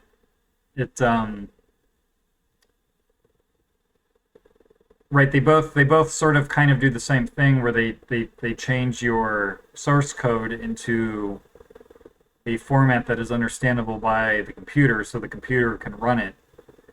But in a compiled one, um, right, you compile it and then you result in like an executable, and then you run that executable. With the interpreted language, you right, it just takes the source code. It doesn't result in like a machine code. It doesn't output machine code. It takes the source code and then always reinterprets it from source and then runs it. So you need the interpreter to actually, right, the interpreter reads your source code and then does all the operations on the computer for you, basically. Whereas the compiler takes your source code and translates it directly to machine language. Well, you just need to download, like I said, a compiler or like an IDE, like Visual Studio or Visual Studio Code. I think Visual Studio Code has, yeah. I think Visual Studio Code probably comes with a compiler, but I don't know. I don't use Visual Studio Code. I'm not on Windows.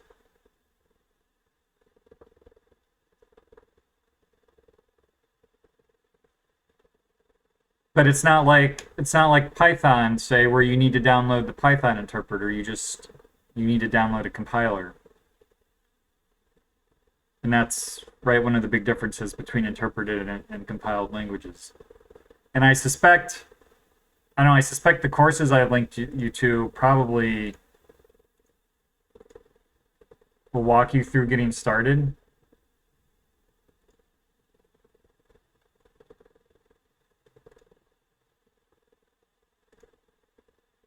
I don't know if they have a lesson breakdown anywhere.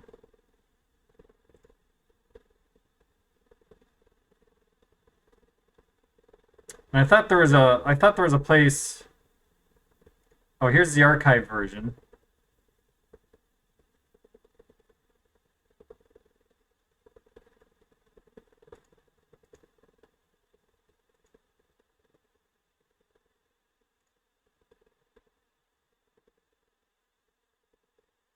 Oh, that's not the. Well, I don't know. You have to look through here because I think the old course. I don't know where you get a hold of the archived courses.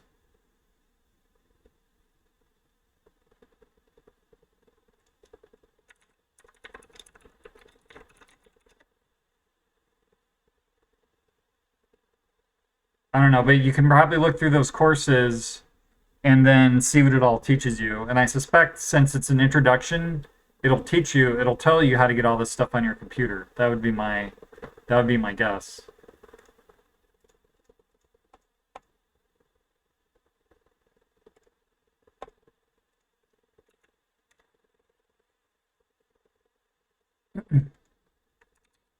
But if you're on Windows, I also can't really, I mean, I would say Google for a tutorial.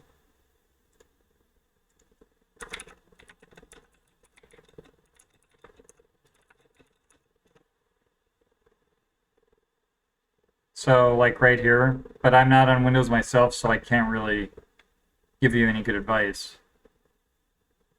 But yeah, if you're using Visual Studio, there's also Visual Studio Code. But I think Visual Studio has like an open source community edition. But again, if that course I linked you to, yeah. If that course I linked you to gets you set up, I would probably just follow whatever they tell you because, right, then you can just follow along.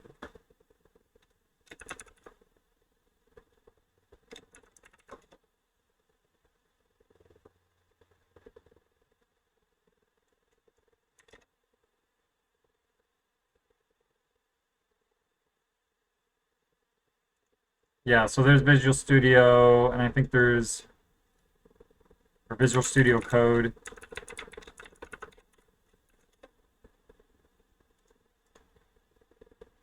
So this is their open source editor, and I guess here's instructions on how to get it set up for C and C++ programming.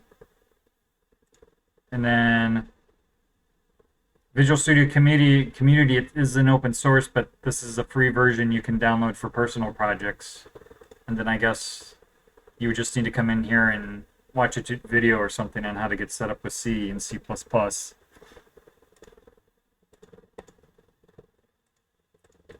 So I guess I can just give you those links.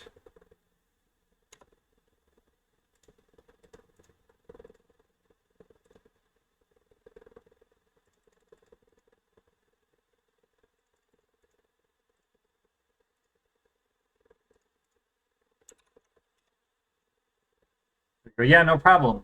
I hope that's helpful.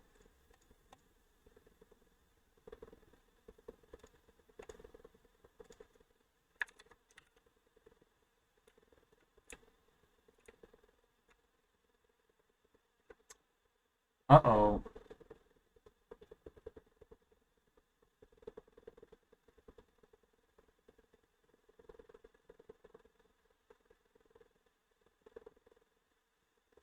I had forgotten about this. So what are we doing in Run Teardown?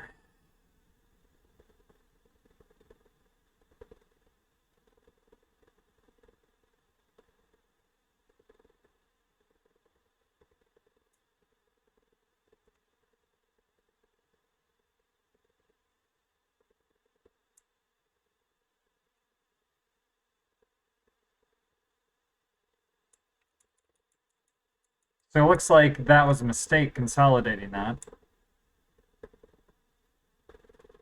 Because I forgot about these, so I guess we'll just undo that.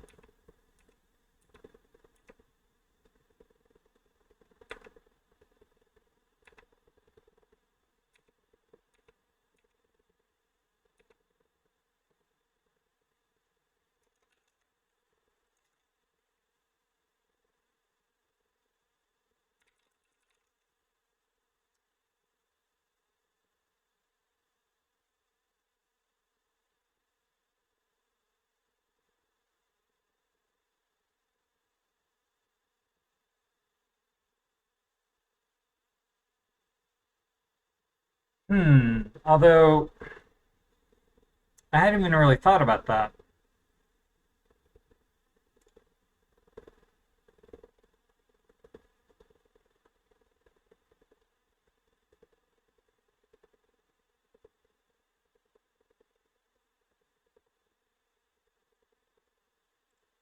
So I wonder, I'm curious now.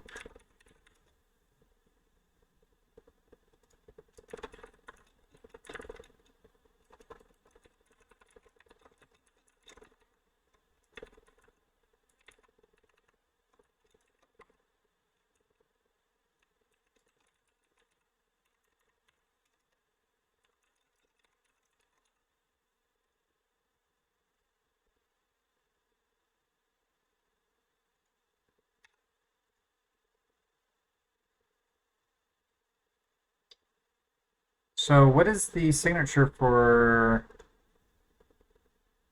reflection function?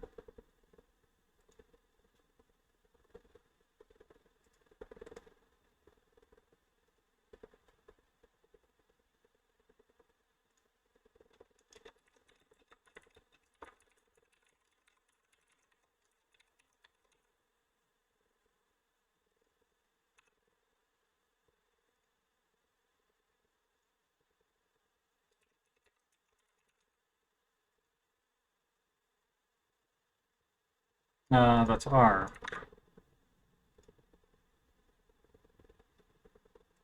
Okay.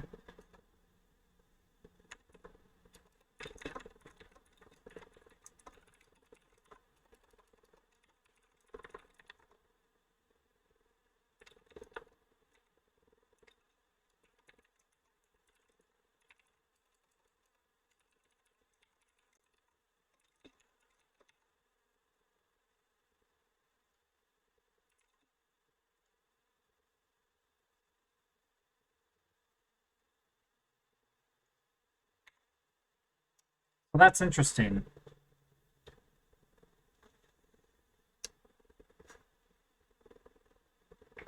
I wonder. So what are we doing here?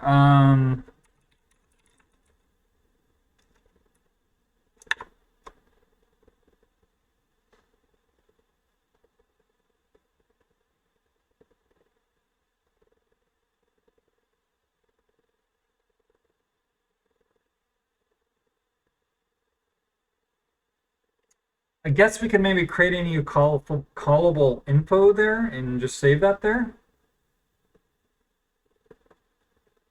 I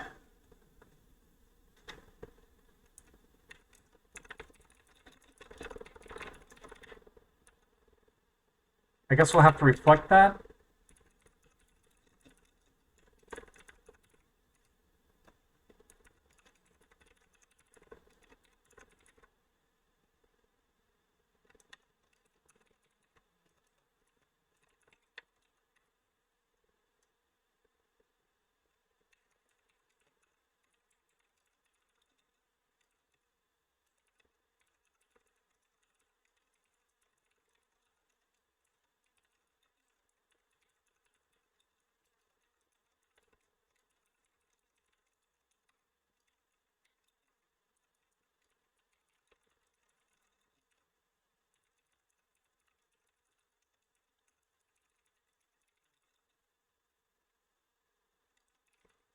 And I guess what I'm kind of...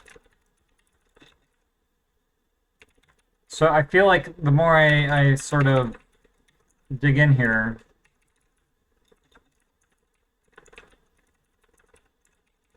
the more I'm gonna have to make a file in line for callable info and maybe methods nullable.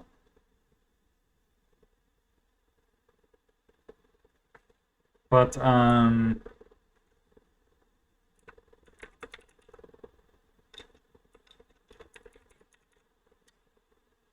this is gonna go to, I guess.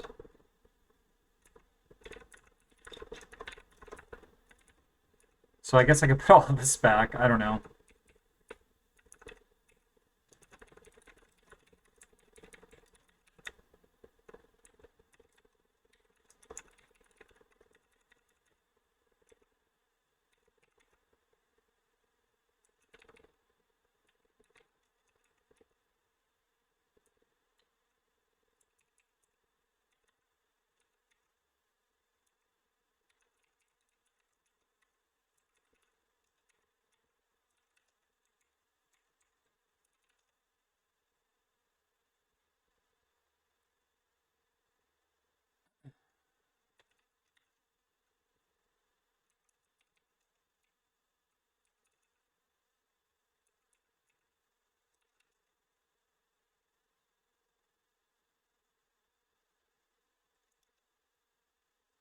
And this is making me wonder now if start buffering should just take a callable.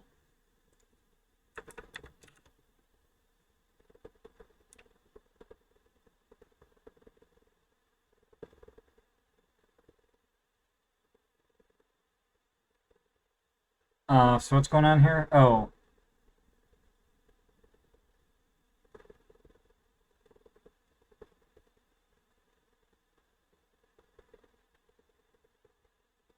I suppose I could set that. I could just set a test name.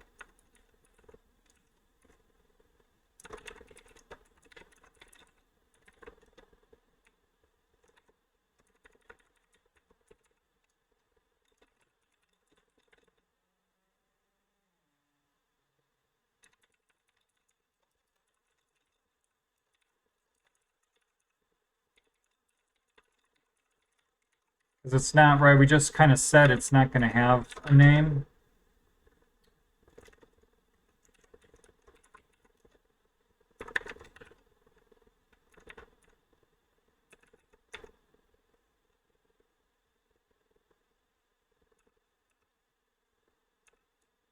Okay. Yeah, this may be this might be this might be the last thing I do today. And also my phone has totally started blowing up about I don't know what, and it's starting to make me. I guess I should just turn it over. It's starting to make me antsy. Like, what's going on out there? I'm sure it's all, oops. It's all silliness, but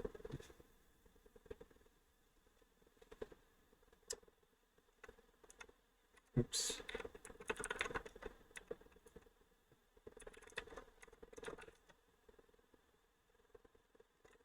No, when I knock off for tonight, I'll probably be done. But I might stream a little bit this weekend.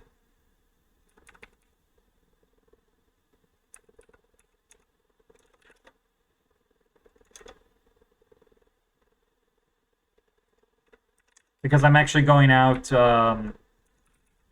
with some friends a little bit later.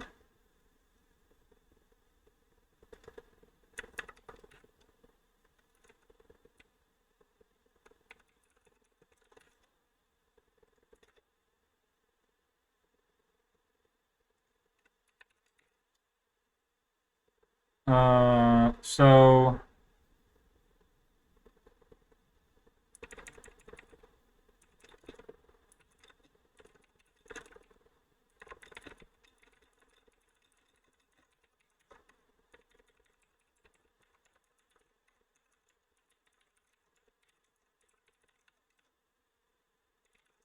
yeah, there's an Oktoberfest going on.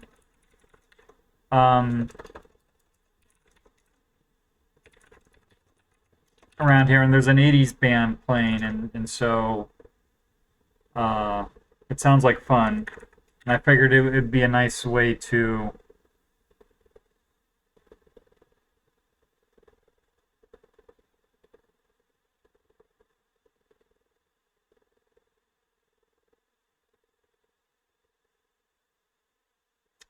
just sort of relax after kind of the my first interview today.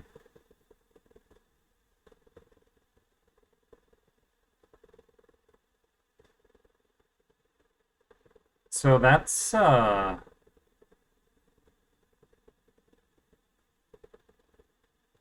obnoxious.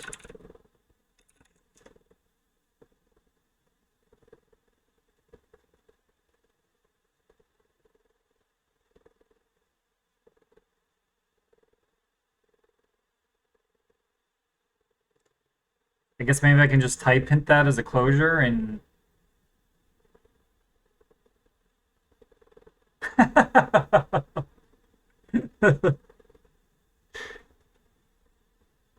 yeah, it's weird running into teachers out in the real world, right? Uh, it's like, oh, you actually have your own lives outside of school.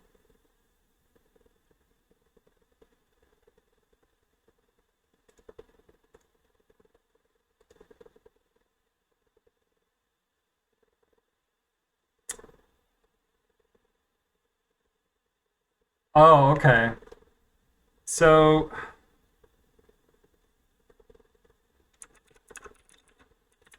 should I type hint this as a closure? I don't know. What happens here?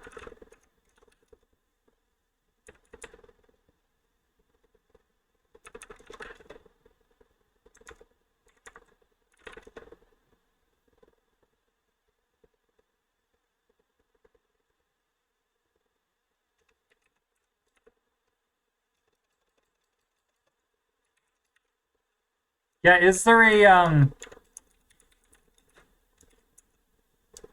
there actually a drinking age in Austria?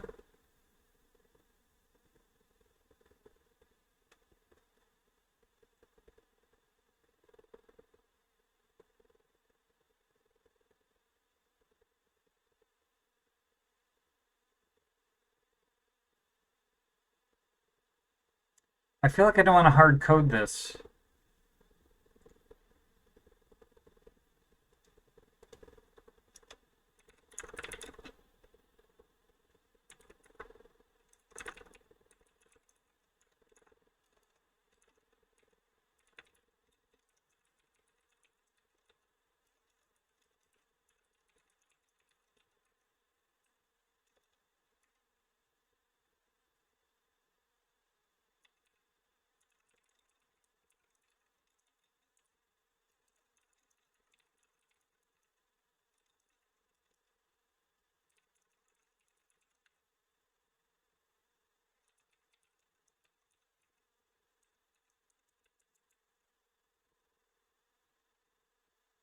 Oh, okay. All right.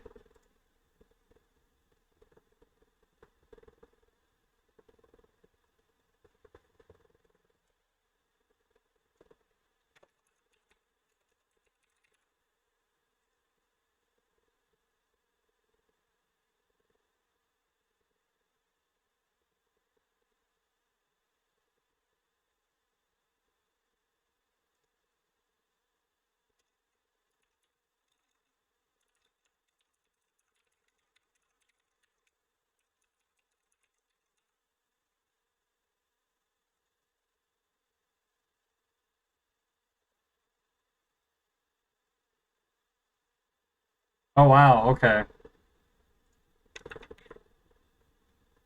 Well, I just remember in high school going to Europe, my German teacher getting permission from my parents to have beer because I guess I was legally able to have beer, which thankfully my parents were like, that's fine.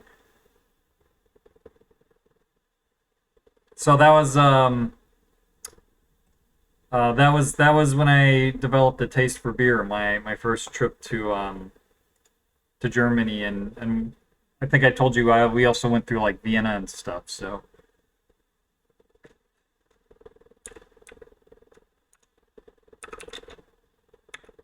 So I don't think I want to make this a closure.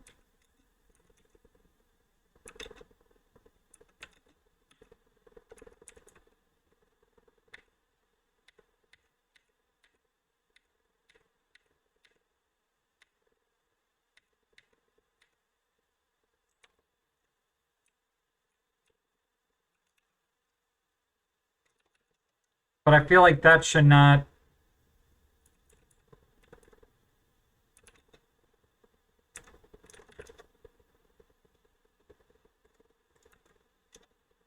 make that fail.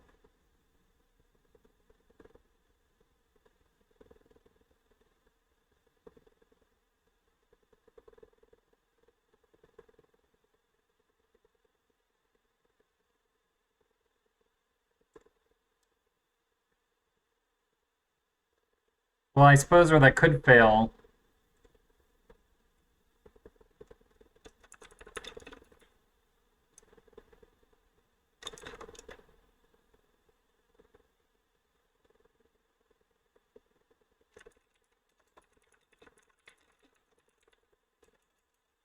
Is this what it is?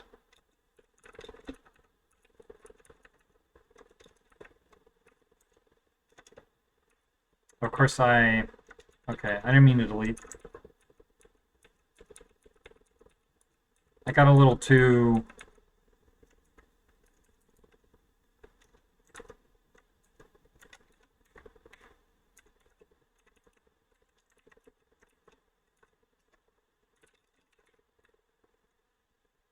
Alright, so what does that do? That should...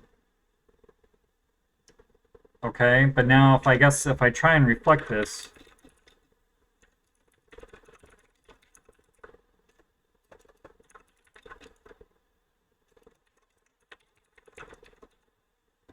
It's gonna blow up? Yeah.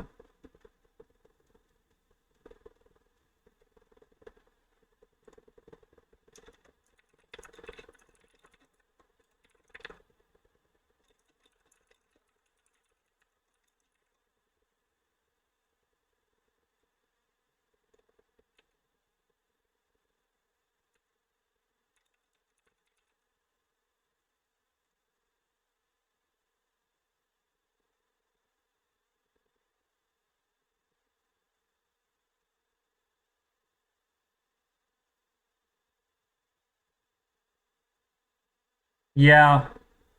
It's, I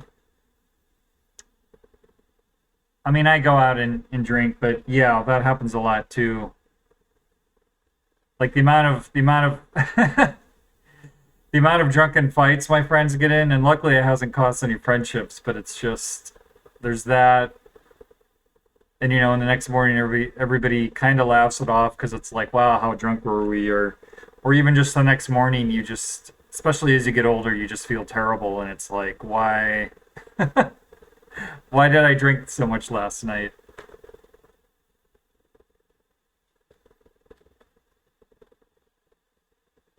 So yeah, I mean, I also have some friends who just have chosen not to drink, and yeah, it's whatever you need to do to live the type of life you want to live. And alcohol can be a problem, even if you don't like have a problem with it. But yeah, you get a little bit too drunk or something, and yeah. So this is kind of interesting. I'm not sure what to do with this. Excuse me.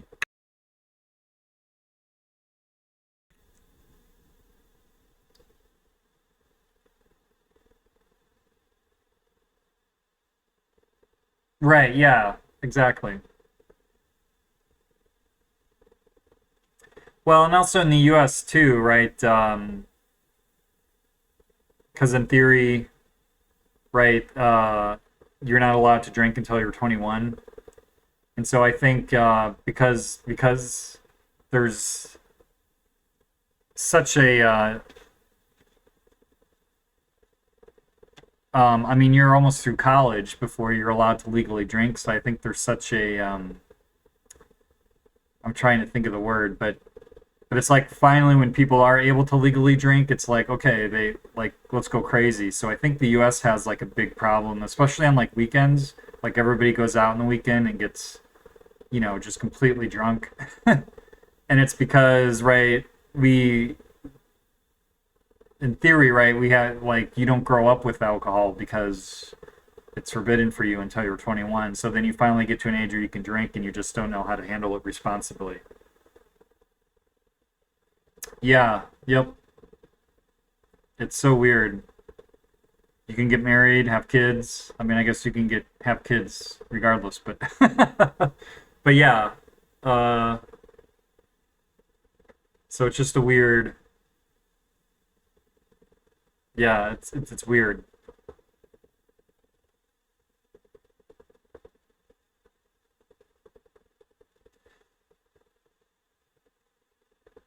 So I'm not sure what to do about this. This is kind of interesting. Um, unless I make this type hint more strict.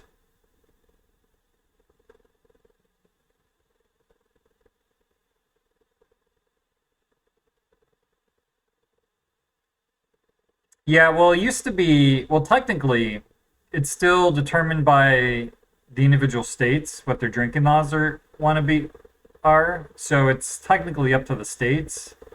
But my understanding is in order to get federal assistance or federal money for like maintenance of highways, the states have to set their minimum drinking age to 21. So the federal government just sort of uh, dangles a carrot out there that all the states accept, I guess. I don't think I'm making that up. I could be wrong, but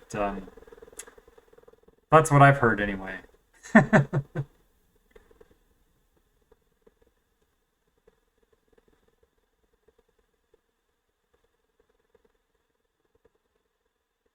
So I really got to think about this. Because what does subtest do? I guess we just run it.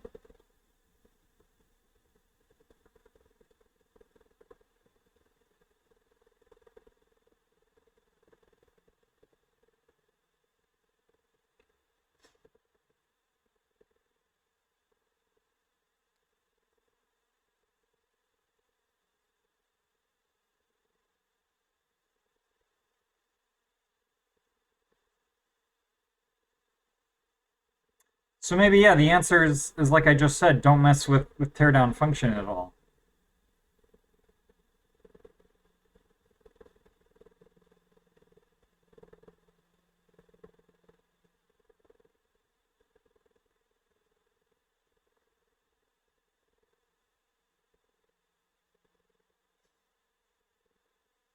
I don't know. I don't know. Um, so what have we done here?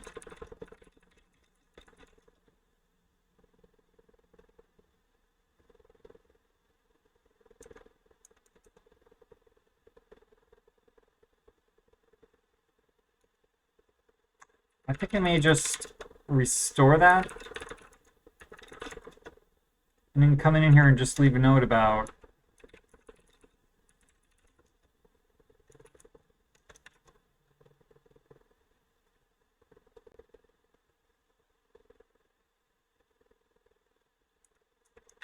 maybe even down here. I don't know.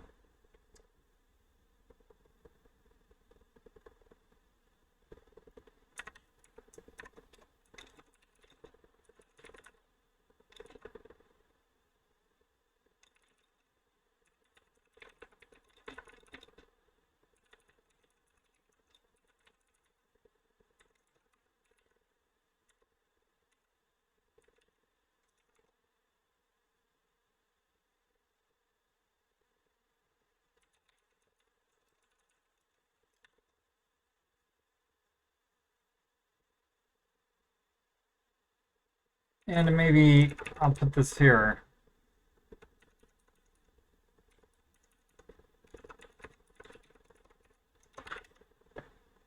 But I don't know, that kind of threw a wrench in my plans, but I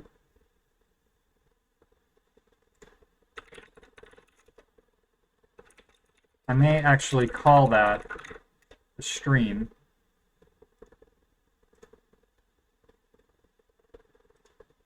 Yeah, it's about 4 o'clock.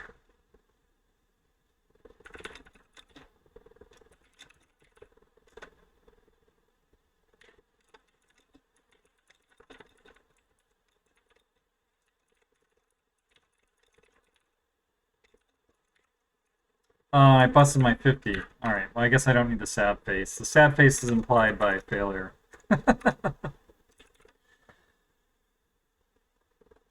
Yeah, but if I'm gonna take a nap and go out later, I need to get busy sleeping, you know? Plus I feel like I should have something to eat too. Alright.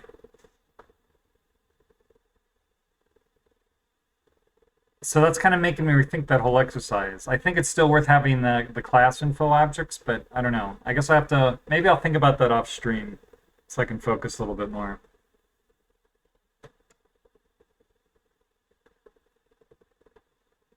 But yeah, I may hop back on this weekend. I don't know. Football's going on tomorrow. I don't know how much I care about that. My team doesn't play till the evening. But I guess I'll see how the night goes. I'm gonna try and set a good example, Bazin, and not drink too much tonight. Considering everything we just talked about.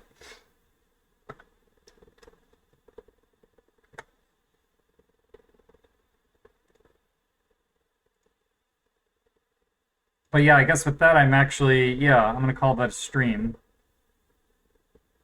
And so, Bazin, thanks so much for hanging out in chat and chatting with me. And if anybody else is lurking, I thank you for joining me. Or if you're watching the VOD after the fact, I also thank you. And until the next stream, or until the next time you see me, then whoever or wherever or whenever you are, I bid you peace and take care.